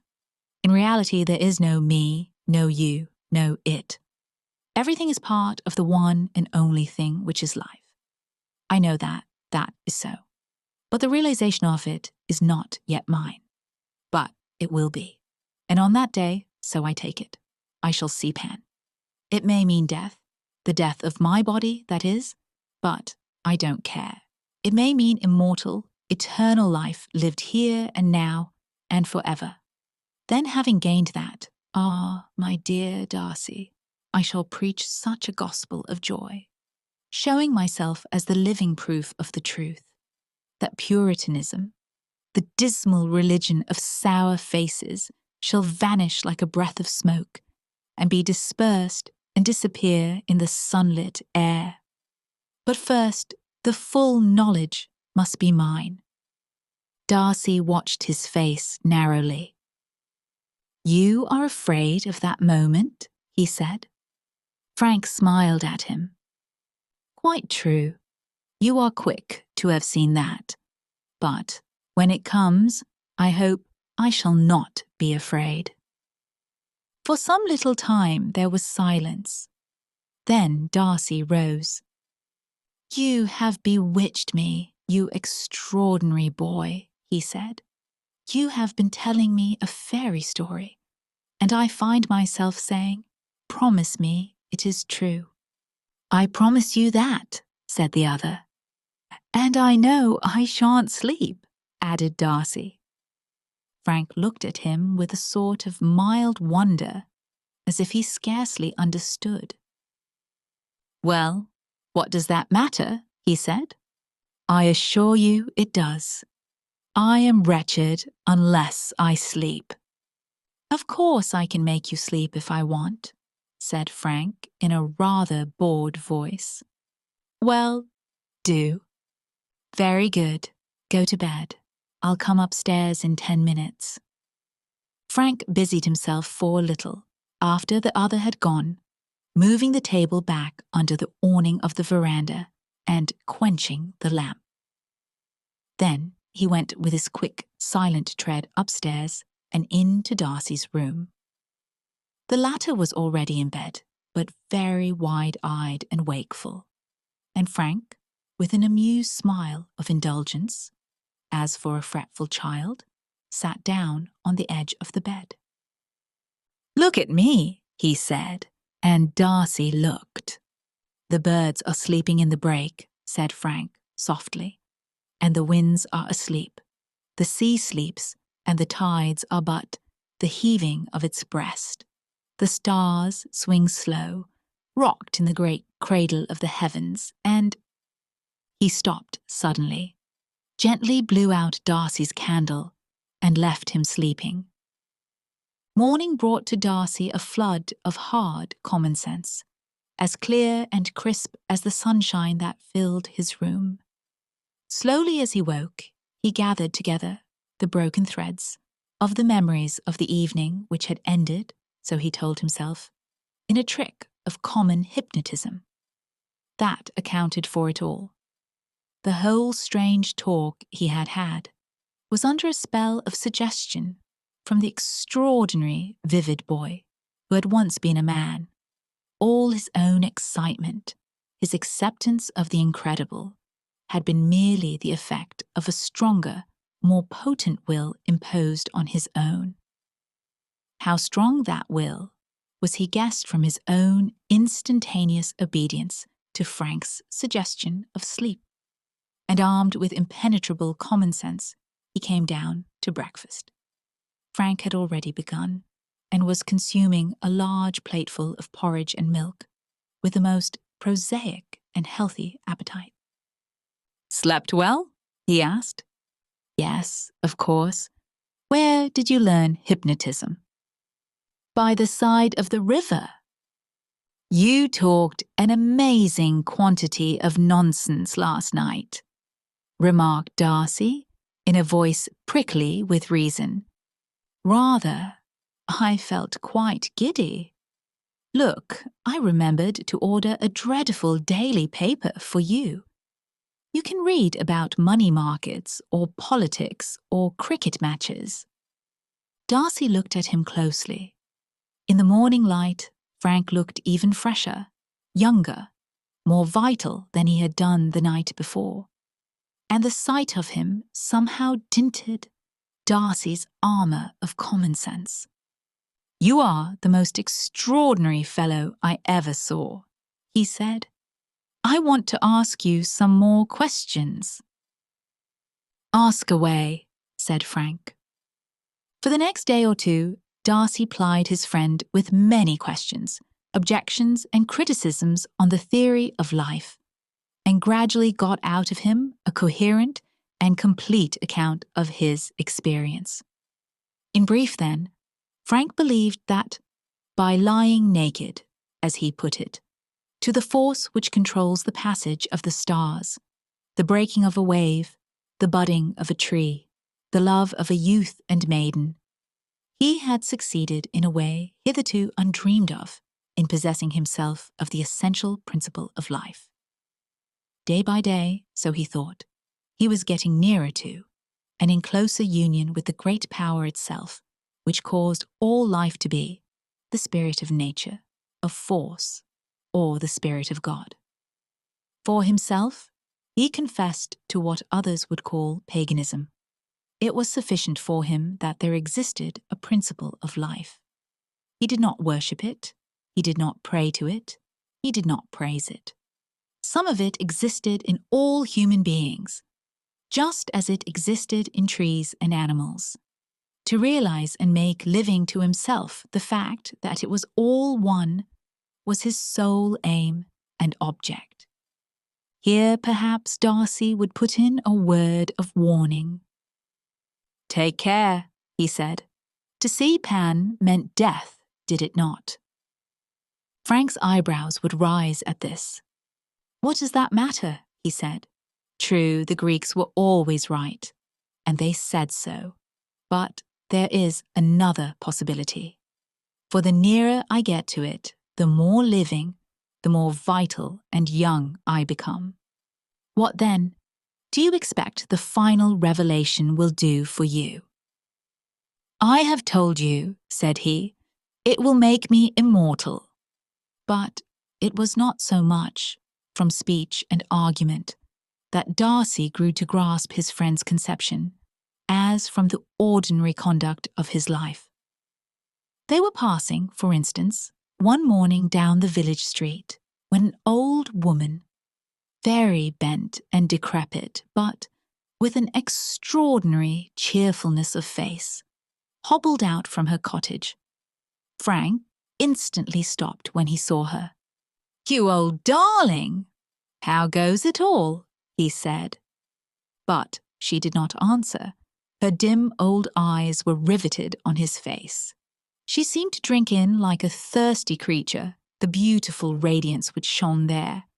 Suddenly, she put her two withered old hands on his shoulders. "You're just the sunshine itself," she said. And he kissed her and passed on. But scarcely 100 yards further, a strange contradiction of such tenderness occurred. A child running along the path toward them fell on its face and set up a dismal cry of fright and pain. A look of horror came into Frank's eyes, and putting his fingers in his ears, he fled at full speed down the street, and did not pause till he was out of hearing. Darcy, having ascertained that the child was not really hurt, followed him in bewilderment. "Are you without pity, then?" he asked. Frank shook his head impatiently. "Can't you see?" he asked. "Can't you understand that that sort of thing, pain, anger, anything unlovely throws me back, retards the coming of the great hour? Perhaps, when it comes, I shall be able to piece that side of life onto the other, onto the true religion of joy. At present, I can't." But the old woman, was she not ugly? Frank's radiance gradually returned. Ah, no.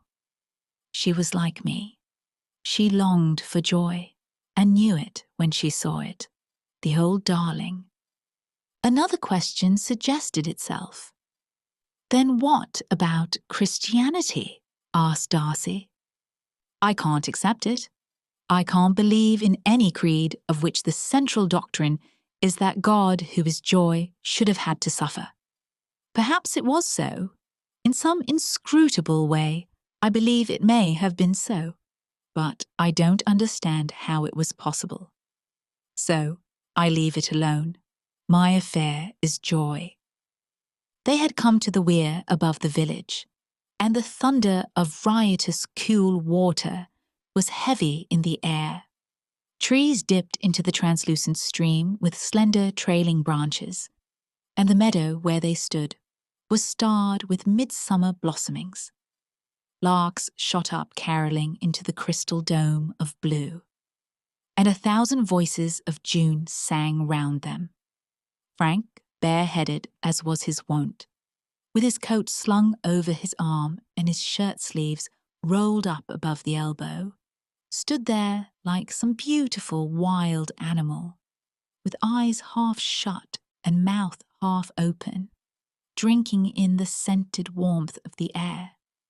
Then suddenly he flung himself face downward on the grass at the edge of the stream, burying his face in the daisies and cowslips, and lay stretched there in wide-armed ecstasy, with his long fingers pressing and stroking the dewy herbs of the field. Never before had Darcy seen him thus fully possessed by his idea. His caressing fingers, his half-buried face pressed close to the grass. Even the clothed lines of his figure were instinct with a vitality that somehow was different from that of other men, and some faint glow from it reached Darcy, some thrill, some vibration from that charged, recumbent body passed to him, and for a moment he understood as he had not understood before. Despite his persistent questions and the candid answers they received, how real and how realized by Frank his idea was. Then suddenly the muscles in Frank's neck became stiff and alert, and he half raised his head, whispering, the panpipes, close, oh, so close." Very slowly, as if a sudden movement might interrupt the melody, he raised himself and leaned on the elbow of his bent arm. His eyes opened wider. The lower lids drooped as if he focused his eyes on something very far away, and the smile on his face broadened and quivered like sunlight on still water, till the exultance of its happiness was scarcely human. So he remained, motionless and rapt for some minutes. Then the look of listening died from his face, and he bowed his head satisfied. "Ah, that was good," he said. "How is it possible you did not hear? Oh, you poor fellow! Did you really hear nothing?" A week of this outdoor and stimulating life did wonders in restoring to Darcy the vigour and health which his weeks of fever had filched from him, and as his normal activity and higher pressure of vitality returned, he seemed to himself to fall even more under the spell which the miracle of Frank's youth cast over him. 20 times a day he found himself saying to himself, suddenly, at the end of some 10 minutes' silent resistance to the absurdity of Frank's idea, "But it isn't possible. It can't be possible." And from the fact of his having to assure himself so frequently of this, he knew that he was struggling and arguing with a conclusion which already had taken root in his mind, for in any case a visible living miracle confronted him, since it was equally impossible that this youth, this boy, trembling on the verge of manhood, was 35. Yet such was the fact. July was ushered in by a couple of days of blustering and fretful rain, and Darcy, unwilling to risk a chill, kept to the house. But to Frank, this weeping change of weather seemed to have no bearing on the behaviour of man, and he spent his days exactly as he did under the suns of June, lying in his hammock, stretched on the dripping grass, or making huge rambling excursions into the forest, the birds hopping from tree to tree after him, to return in the evening drenched and soaked, but with the same unquenchable flame of joy burning within him. "Catch cold?" he would ask. "I've forgotten how to do it, I think. I suppose it makes one's body more sensible always to sleep out of doors. People who live indoors always remind me of something peeled and skinless." "Do you mean to say you slept out of doors last night in that deluge?" asked Darcy. "And where, may I ask?" Frank thought a moment. "I slept in the hammock till nearly dawn," he said, "for I remember the light blinked in the east when I awoke. Then I went. Where did I go? Oh, yes, to the meadow, where the panpipes sounded so close a week ago. You were with me, do you remember? But I always have a rug if it is wet." And he went whistling upstairs. Somehow that little touch, his obvious effort to recall where he had slept, brought strangely home to Darcy the wonderful romance of which he was the still half-incredulous beholder. Sleep till close on dawn in a hammock, then the tramp, or probably scamper, underneath the windy and weeping heavens to the remote and lonely meadow by the weir. The picture of other such nights rose before him. Frank sleeping perhaps by the bathing place, under the filtered twilight of the stars, or the white blaze of moonshine, a stir and awakening at some dead hour, perhaps a space of silent, wide-eyed thought, and then a wandering through the hushed woods to some other dormitory, alone with his happiness, alone with the joy and the life that suffused and enveloped him, without other thought or desire or aim, except the hourly and never-ceasing communion with the joy of nature. They were in the middle of dinner that night, talking on indifferent subjects, when Darcy suddenly broke off in the middle of a sentence. "I've got it," he said. "At last, I've got it." "Congratulate you?" said Frank. "But what?" "The radical unsoundness of your idea. It is this. All nature from highest to lowest is full, crammed full of suffering. Every living organism in nature preys on another, yet in your aim to get close to be one with nature, you leave suffering altogether out.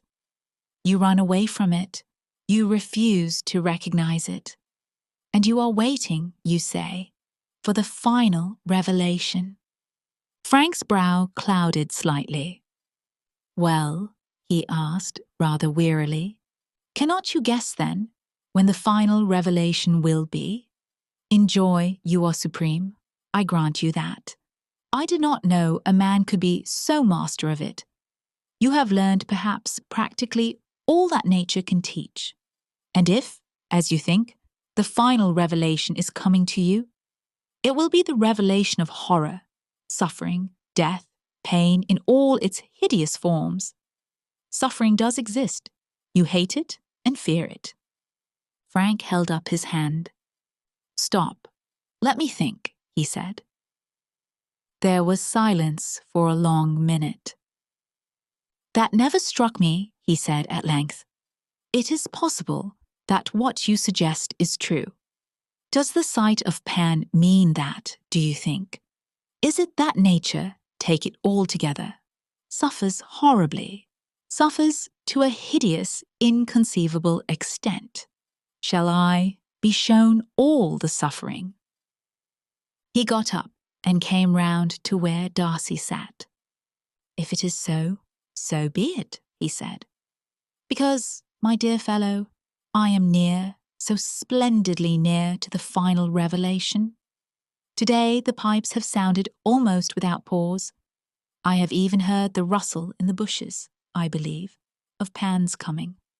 I have seen, yes, I saw today, the bushes pushed aside as if by a hand, and piece of a face, not human, peered through.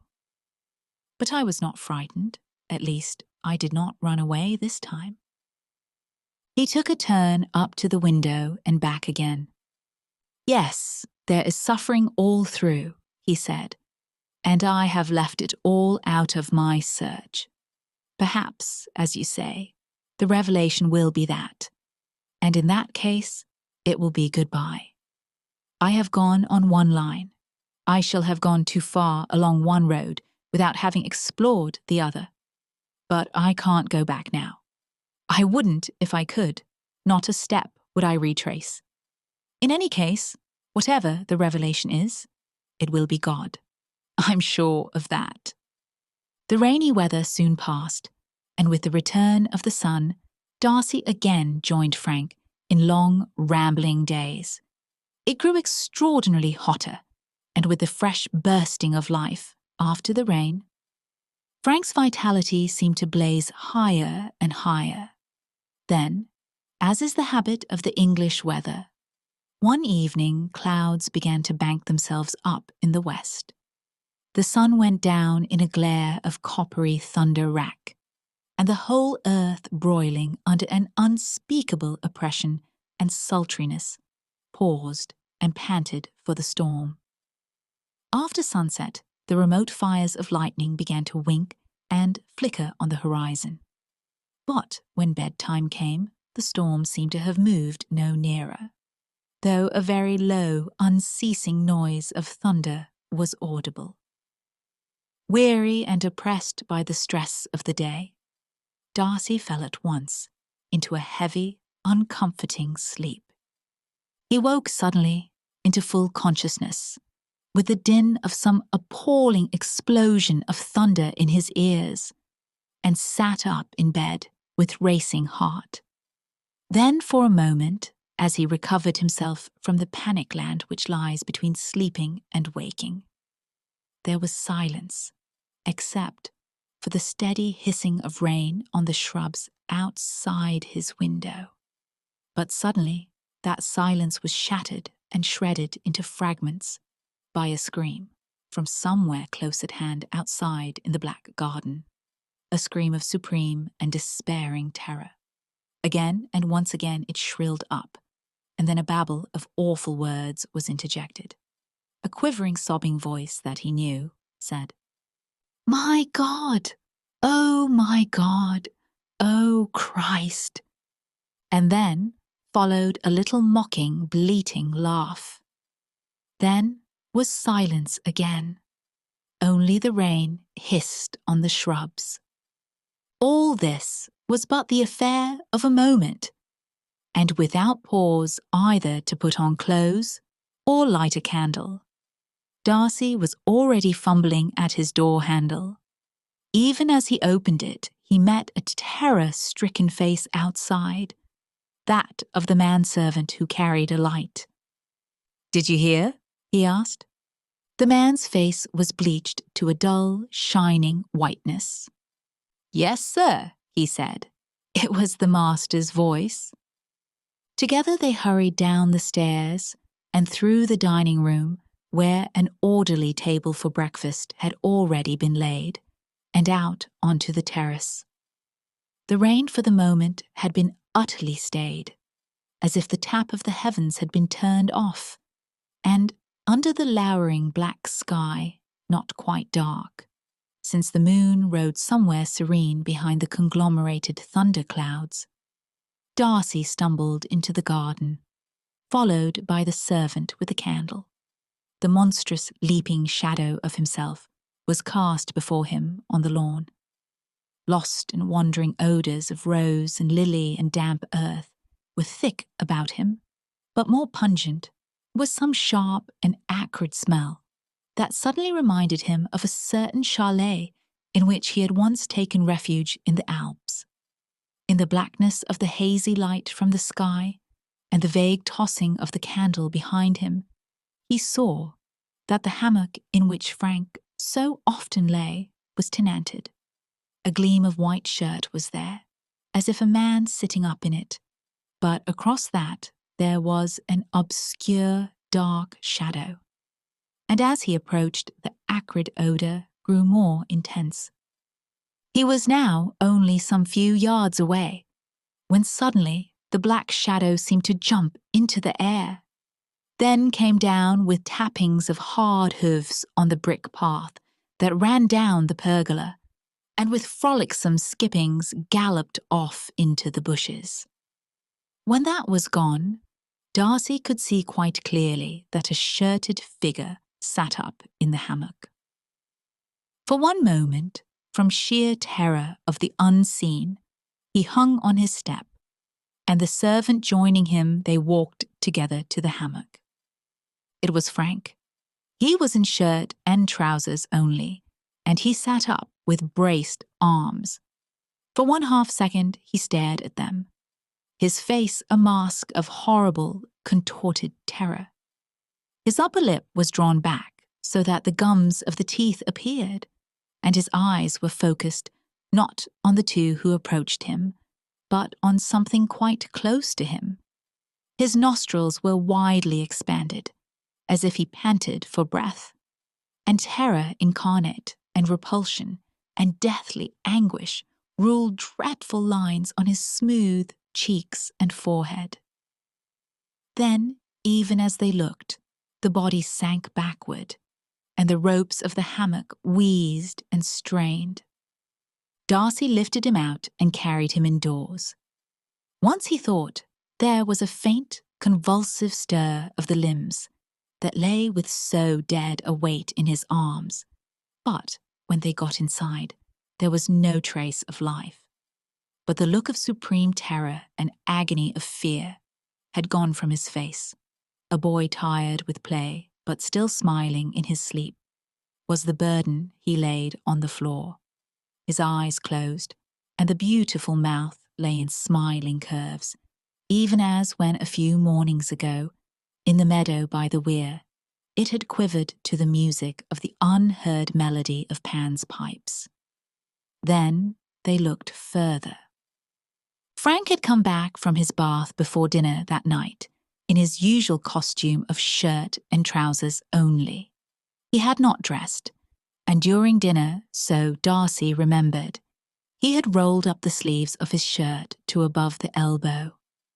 Later, as they sat and talked after dinner on the close sultriness of the evening, he had unbuttoned the front of his shirt to let what little breath of wind there was play on his skin.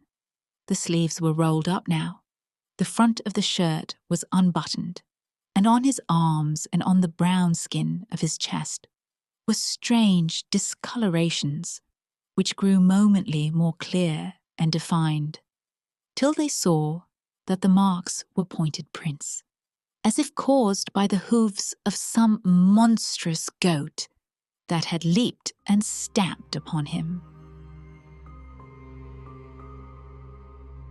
A neighbour's landmark. Those who spend the greater part of their time in reading or writing books are, of course, apt to take rather particular notice of accumulations of books when they come across them. They will not pass a stall, a shop, or even a bedroom shelf without reading some title, and if they find themselves in an unfamiliar library, no host need trouble himself further about their entertainment. The putting of dispersed sets of volumes together, or the turning right way up of those which the dusting housemaid has left in an apoplectic condition, appeals to them as one of the lesser works of mercy. Happy in these employments, and in occasionally opening an 18th century octavo to see what it is all about, and to conclude after 5 minutes that it deserves the seclusion it now enjoys. I had reached the middle of a wet August afternoon at Betton Court. "You begin in a deeply Victorian manner," I said. "Is this to continue?" "Remember, if you please," said my friend, looking at me over his spectacles, "that I am a Victorian by birth and education, and that the Victorian tree may not unreasonably be expected to bear Victorian fruit.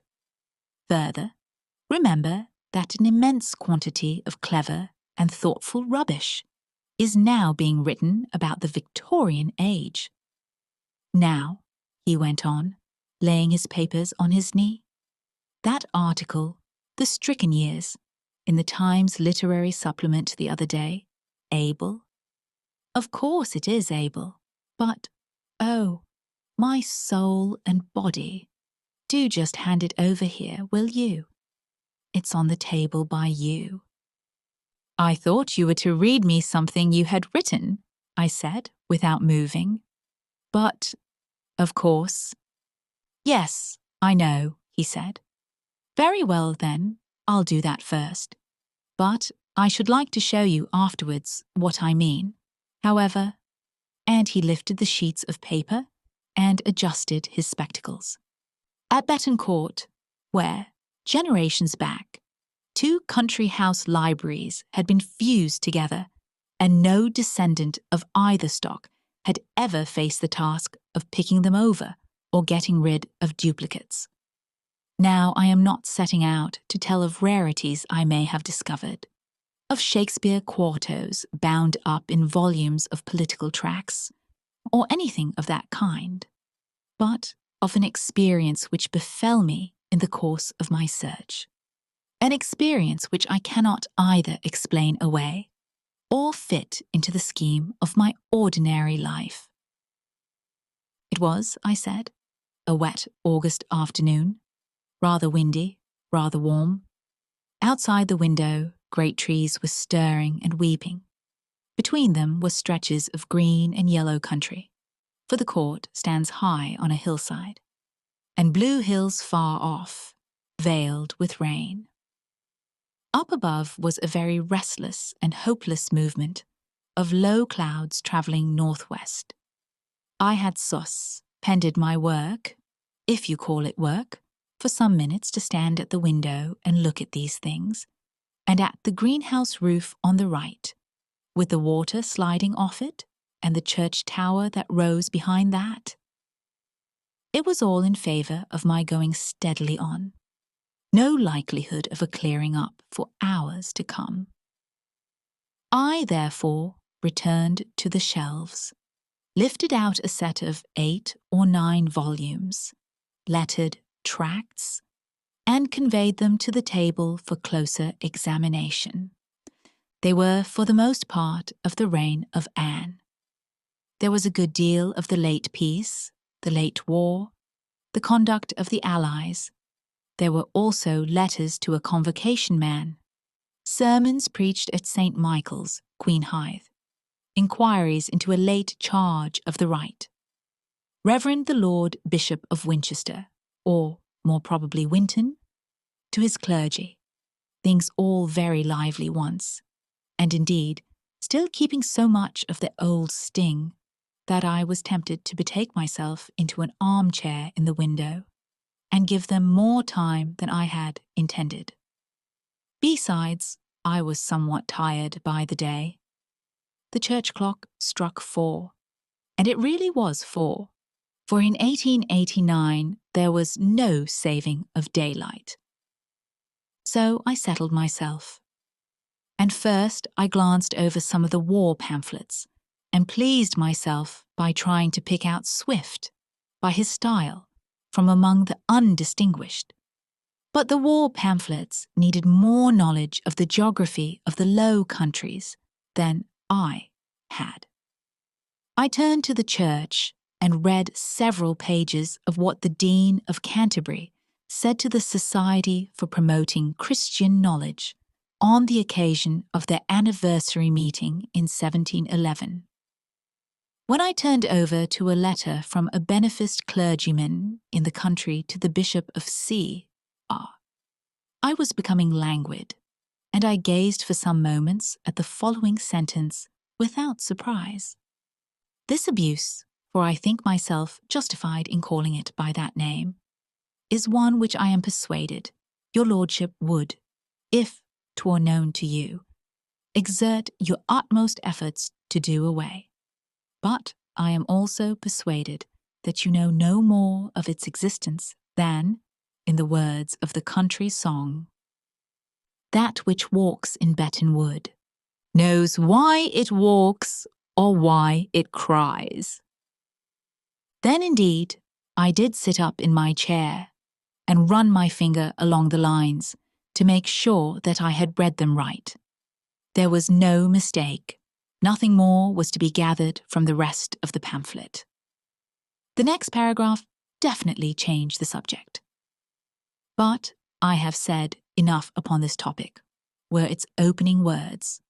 So discreet, too, was the namelessness of the beneficed clergyman, that he refrained even from initials, and had his letter printed in London. The riddle was of a kind that might faintly interest anyone. To me, who have dabbled a good deal in works of folklore, it was really exciting. I was set upon solving it, on finding out, what story lay behind it. And at least, I felt myself lucky in one point, that whereas I might have come on the paragraph in some college library far away, here I was at Betton, on the very scene of action. The church clock struck 5, and a single stroke on a gong followed. This, I knew, meant tea. I heaved myself out of the deep chair and obeyed the summons. My host and I were alone at the court. He came in soon, wet from a round of landlord's errands, and with pieces of local news which had to be passed on before I could make an opportunity of asking whether there was a particular place in the parish that was still known as Betton Wood.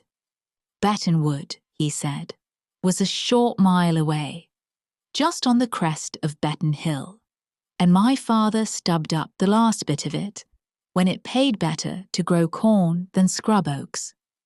Why do you want to know about Betton Wood? Because, I said, in an old pamphlet I was reading just now, there are 2 lines of a country song which mention it, and they sound as if there was a story belonging to them. Someone says that someone else knows no more of whatever it may be than that which walks in Betton Wood knows why it walks or why it cries. Goodness, said Phillipson, I wonder whether that was why. I must ask old Mitchell. He muttered something else to himself and took some more tea thoughtfully. Whether that was why, I said. Yes, I was going to say, whether that was why my father had the woods stubbed up. I said just now, it was to get more ploughland, but I don't really know if it was. I don't believe he ever broke it up. It's rough pasture at this moment. But there's one old chap, at least, who'd remember something of it. Old Mitchell. He looked at his watch. Blessed if I don't go down there and ask him. I don't think I'll take you, he went on. He's not so likely to tell anything he thinks is odd if there's a stranger by. Well, mind you remember every single thing he does tell. As for me, if it clears up, I shall go out, and if it doesn't, I shall go on with the books. It did clear up, sufficiently at least, to make me think it worthwhile to walk up the nearest hill and look over the country. I did not know the lie of the land. It was the first visit I had paid to Phillipson, and this was the first day of it. So I went down the garden and through the wet shrubberies with a very open mind, and offered no resistance to the indistinct impulse. Was it, however, so very indistinct, which kept urging me to bear to the left whenever there was a forking of the path. The result was that, after 10 minutes or more of dark going between dripping rows of box and laurel and privet, I was confronted by a stone arch in the Gothic style, set in the stone wall which encircled the whole domain. The door was fastened by a spring lock, and I took the precaution of leaving this on the jar as I passed out into the road. That road I crossed and entered a narrow lane between hedges which led upward, and that lane I pursued at a leisurely pace for as much as half a mile, and went on to the field to which it led. I was now on a good point of vantage for taking in the situation of the court, the village, and the environment, and I leant upon a gate and gazed westward and downward. I think we must all know the landscapes. Are they by Burkett Foster, or somewhat earlier? Which, in the form of woodcuts, decorate the volumes of poetry that lay on the drawing-room tables of our fathers and grandfathers, volumes in art cloth, embossed bindings. That strikes me as being the right phrase.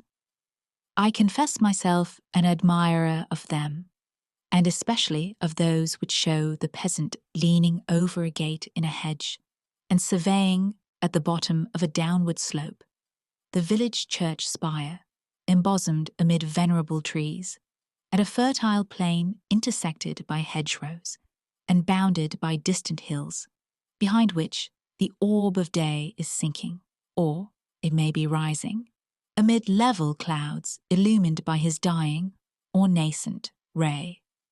The expressions employed here are those which seem appropriate to the pictures I have in mind. And were there opportunity, I would try to work in the vale, the grove, the cot, and the flood. Anyhow, they are beautiful to me, these landscapes, and it was just such a one that I was now surveying. It might have come straight out of Gems of Sacred Song, selected by a lady and given as a birthday present to Eleanor Philipson in 1852, by her attached friend Millicent Graves. All at once I turned as if I had been stung. There thrilled into my right ear and pierced my head a note of incredible sharpness, like the shriek of a bat, only 10 times intensified, the kind of thing that makes one wonder if something has not given way in one's brain. I held my breath and covered my ear and shivered. Something in the circulation. Another minute or two, I thought, and I return home. But I must fix the view a little more firmly in my mind. Only when I turned to it again, the taste was gone out of it. The sun was down behind the hill, and the light was off the fields, and when the clock bell in the church tower struck 7, I thought no longer of kind, mellow evening hours of rest, and scents of flowers and woods on evening air, and of how someone on a farm a mile or 2 off would be saying, "How clear Betton Bell sounds tonight after the rain." But instead, images came to me of dusty beams and creeping spiders, and savage owls up in the tower, and forgotten graves and their ugly contents below, and of flying time and all it had taken out of my life. And just then, into my left ear, close as if lips had been put within an inch of my head, the frightful scream came thrilling again. There was no mistake possible now. It was from outside. With no language but a cry was the thought that flashed into my mind. Hideous it was beyond anything I had heard or have heard since. But I could read no emotion in it, and doubted if I could read any intelligence. All its effect was to take away every vestige, every possibility of enjoyment, and make this no place to stay in 1 moment more. Of course, there was nothing to be seen, but I was convinced that, if I waited, the thing would pass me again on its aimless, endless beat, and I could not bear the notion of a 3rd repetition. I hurried back to the lane and down the hill. But when I came to the arch in the wall, I stopped. Could I be sure of my way among those dank alleys, which would be danker and darker now? No, I confessed to myself that I was afraid. So jarred were all my nerves with the cry on the hill that I really felt I could not afford to be startled even by a little bird in a bush or a rabbit. I followed the road which followed the wall, and I was not sorry when I came to the gate and the lodge. and descried Philipson coming up towards it from the direction of the village. "And where have you been?" said he. "I took that lane that goes up the hill opposite the stone arch in the wall." "Oh, did you? Then you've been very near where Betton Wood used to be. At least, if you followed it up to the top and out into the field." And if the reader will believe it, that was the first time that I put 2 and 2 together. Did I at once tell Philipson what had happened to me? I did not. I have not had other experiences of the kind which are called supernatural, or normal, or physical. But, though I knew very well I must speak of this one before long, I was not at all anxious to do so, and I think I have read that this is a common case. So all I said was, "Did you see the old man you meant to?" "Old Mitchell? Yes, I did, and got something of a story out of him. I'll keep it till after dinner. It really is rather odd." So when we were settled after dinner, he began to report faithfully, as he said, the dialogue that had taken place. Mitchell, not far off 80 years old, was in his elbow chair. The married daughter with whom he lived was in and out preparing for tea.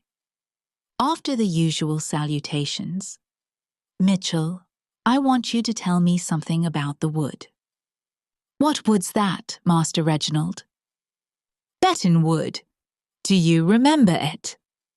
Mitchell slowly raised his hand and pointed an accusing forefinger. "It were your father done away with Betton Wood, Master Reginald. I can tell you that much." "Well, I know it was, Mitchell. You needn't look at me as if it were my fault." "Your fault? No. I says it were your father done it, before your time." "Yes, and I dare say, if the truth was known, it was your father that advised him to do it, and I want to know why." Mitchell seemed a little amused.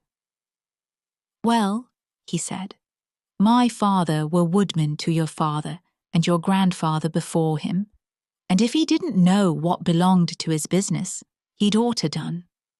And if he did give advice that way, one suppose he might have had his reasons, mightn't he now?" "Of course he might, and I want you to tell me what they were." "Well now, Master Reginald, whatever makes you think as I know what his reasons might have been, I don't know how many year ago." "Well, to be sure, it is a long time, and you might easily have forgotten, if ever you knew. I suppose the only thing is for me to go and ask old Ellis what he can recollect about it." That had the effect I hoped for. "Old Ellis," he growled. "First time ever I hear anyone say Old Ellis were any use for any purpose. I should have thought you knowed better than that yourself, Master Reginald. What do you suppose old Ellis can tell you better'n what I can about Betton Wood? And what call have he got to be put afore me, I should like to know? His father warn't woodman on the place. He were ploughman. That's what he was. And so anyone could tell you what knows. Anyone could tell you that, I says. Just so, Mitchell. But if you know all about Betton Wood and won't tell me, why, I must do the next best I can and try and get it out of somebody else. And old Ellis has been on the place very nearly as long as you have. That he ain't, not by 18 months. Who says I wouldn't tell you nothing about the wood? I ain't no objection. Only it's a funny kind of a tale, and 'tain't right to my thinking it should be all about the parish. You, Lizzie, do you keep in your kitchen a bit? Me and Master Reginald wants to have a word or two private. But one thing I'd like to know, Master Reginald. What come to put you upon asking about it today?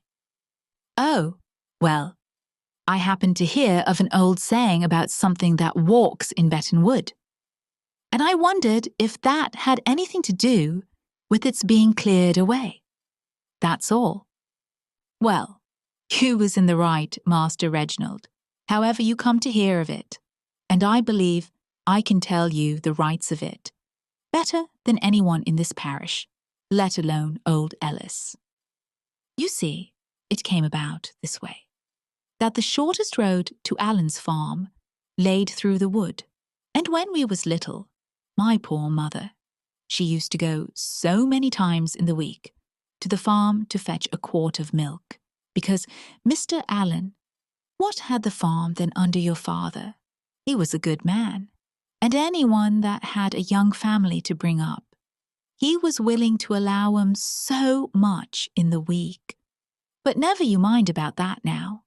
And my poor mother, she never liked to go through the wood, because there was a lot of talk in the place, and sayings like what you spoke about just now. But every now and again, when she happened to be late with her work, she'd have to take the short road through the wood, and as sure as ever she did, she'd come home in a rare state. I remember her and my father talking about it, and he'd say, "Well, but it can't do you no harm, Emma." And she'd say, "Oh, but you haven't an idea of it, George. Why, it went right through my head," she says, "and I came over all bewildered like, and as if I didn't know where I was. You see, George," she says, "it ain't as if you was about there in the dusk. You always goes there in the daytime, now don't you?" And he says, "Why, to be sure I do. Do you take me for a fool?" And so they'd go on, and time passed by, and I think it wore her out, because, you understand, it warn't no use to go for the milk not till the afternoon, and she wouldn't never send none of us children instead, for fear we should get a fright, nor she wouldn't tell us about it herself. "No," she says, "it's bad enough for me. I don't want no one else to go through it, nor yet hear talk about it." But one time, I recollect, she says, "Well, first it's a rustling like all along in the bushes, coming very quick, either towards me or after me, according to the time, and then there comes this scream, as appears to pierce right through from the one ear to the other, and the later I am coming through, the more like I am to hear it twice over. But thanks be, I never yet heard it the 3 times. And then I asked her, and I says, "Why, that seems like someone walking to and fro all the time, don't it?" And she says, "Yes, it do. And whatever it is she wants, I can't think." And I says, "Is it a woman, Mother?" And she says, "Yes, I've heard it is a woman." Anyway, the end of it was my father. He spoke to your father and told him the wood was a bad wood. "There's never a bit of game in it, and there's never a bird's nest there," he says, "and it ain't no manner of use to you." And after a lot of talk, your father he come and see my mother about it, and he see she want one of these silly women as gets nervish about nothing at all. And he made up his mind there was something in it, and after that he asked about in the neighbourhood, and I believe he made out something, and wrote it down in a paper what very like you've got up at the court, Master Reginald. And then he gave the order, and the wood was stubbed up. They done all the work in the daytime, I recollect, and was never there after 3 o'clock. Didn't they find anything to explain it, Mitchell? No bones or anything of that kind? Nothing at all, Master Reginald, only the mark of a hedge and ditch along the middle, much about where the quickset hedge run now, and with all the work they done, if there had been anyone put away there, they was bound to find 'em. But I don't know whether it done much good after all. People here don't seem to like the place, no better than they did afore.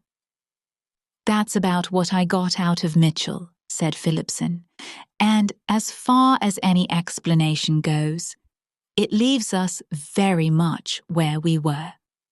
I must see if I can't find that paper. Why didn't your father ever tell you about the business? I said.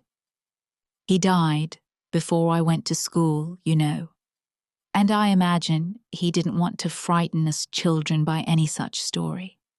I can remember being shaken and slapped by my nurse for running up that lane towards the wood when we were coming back rather late one winter afternoon.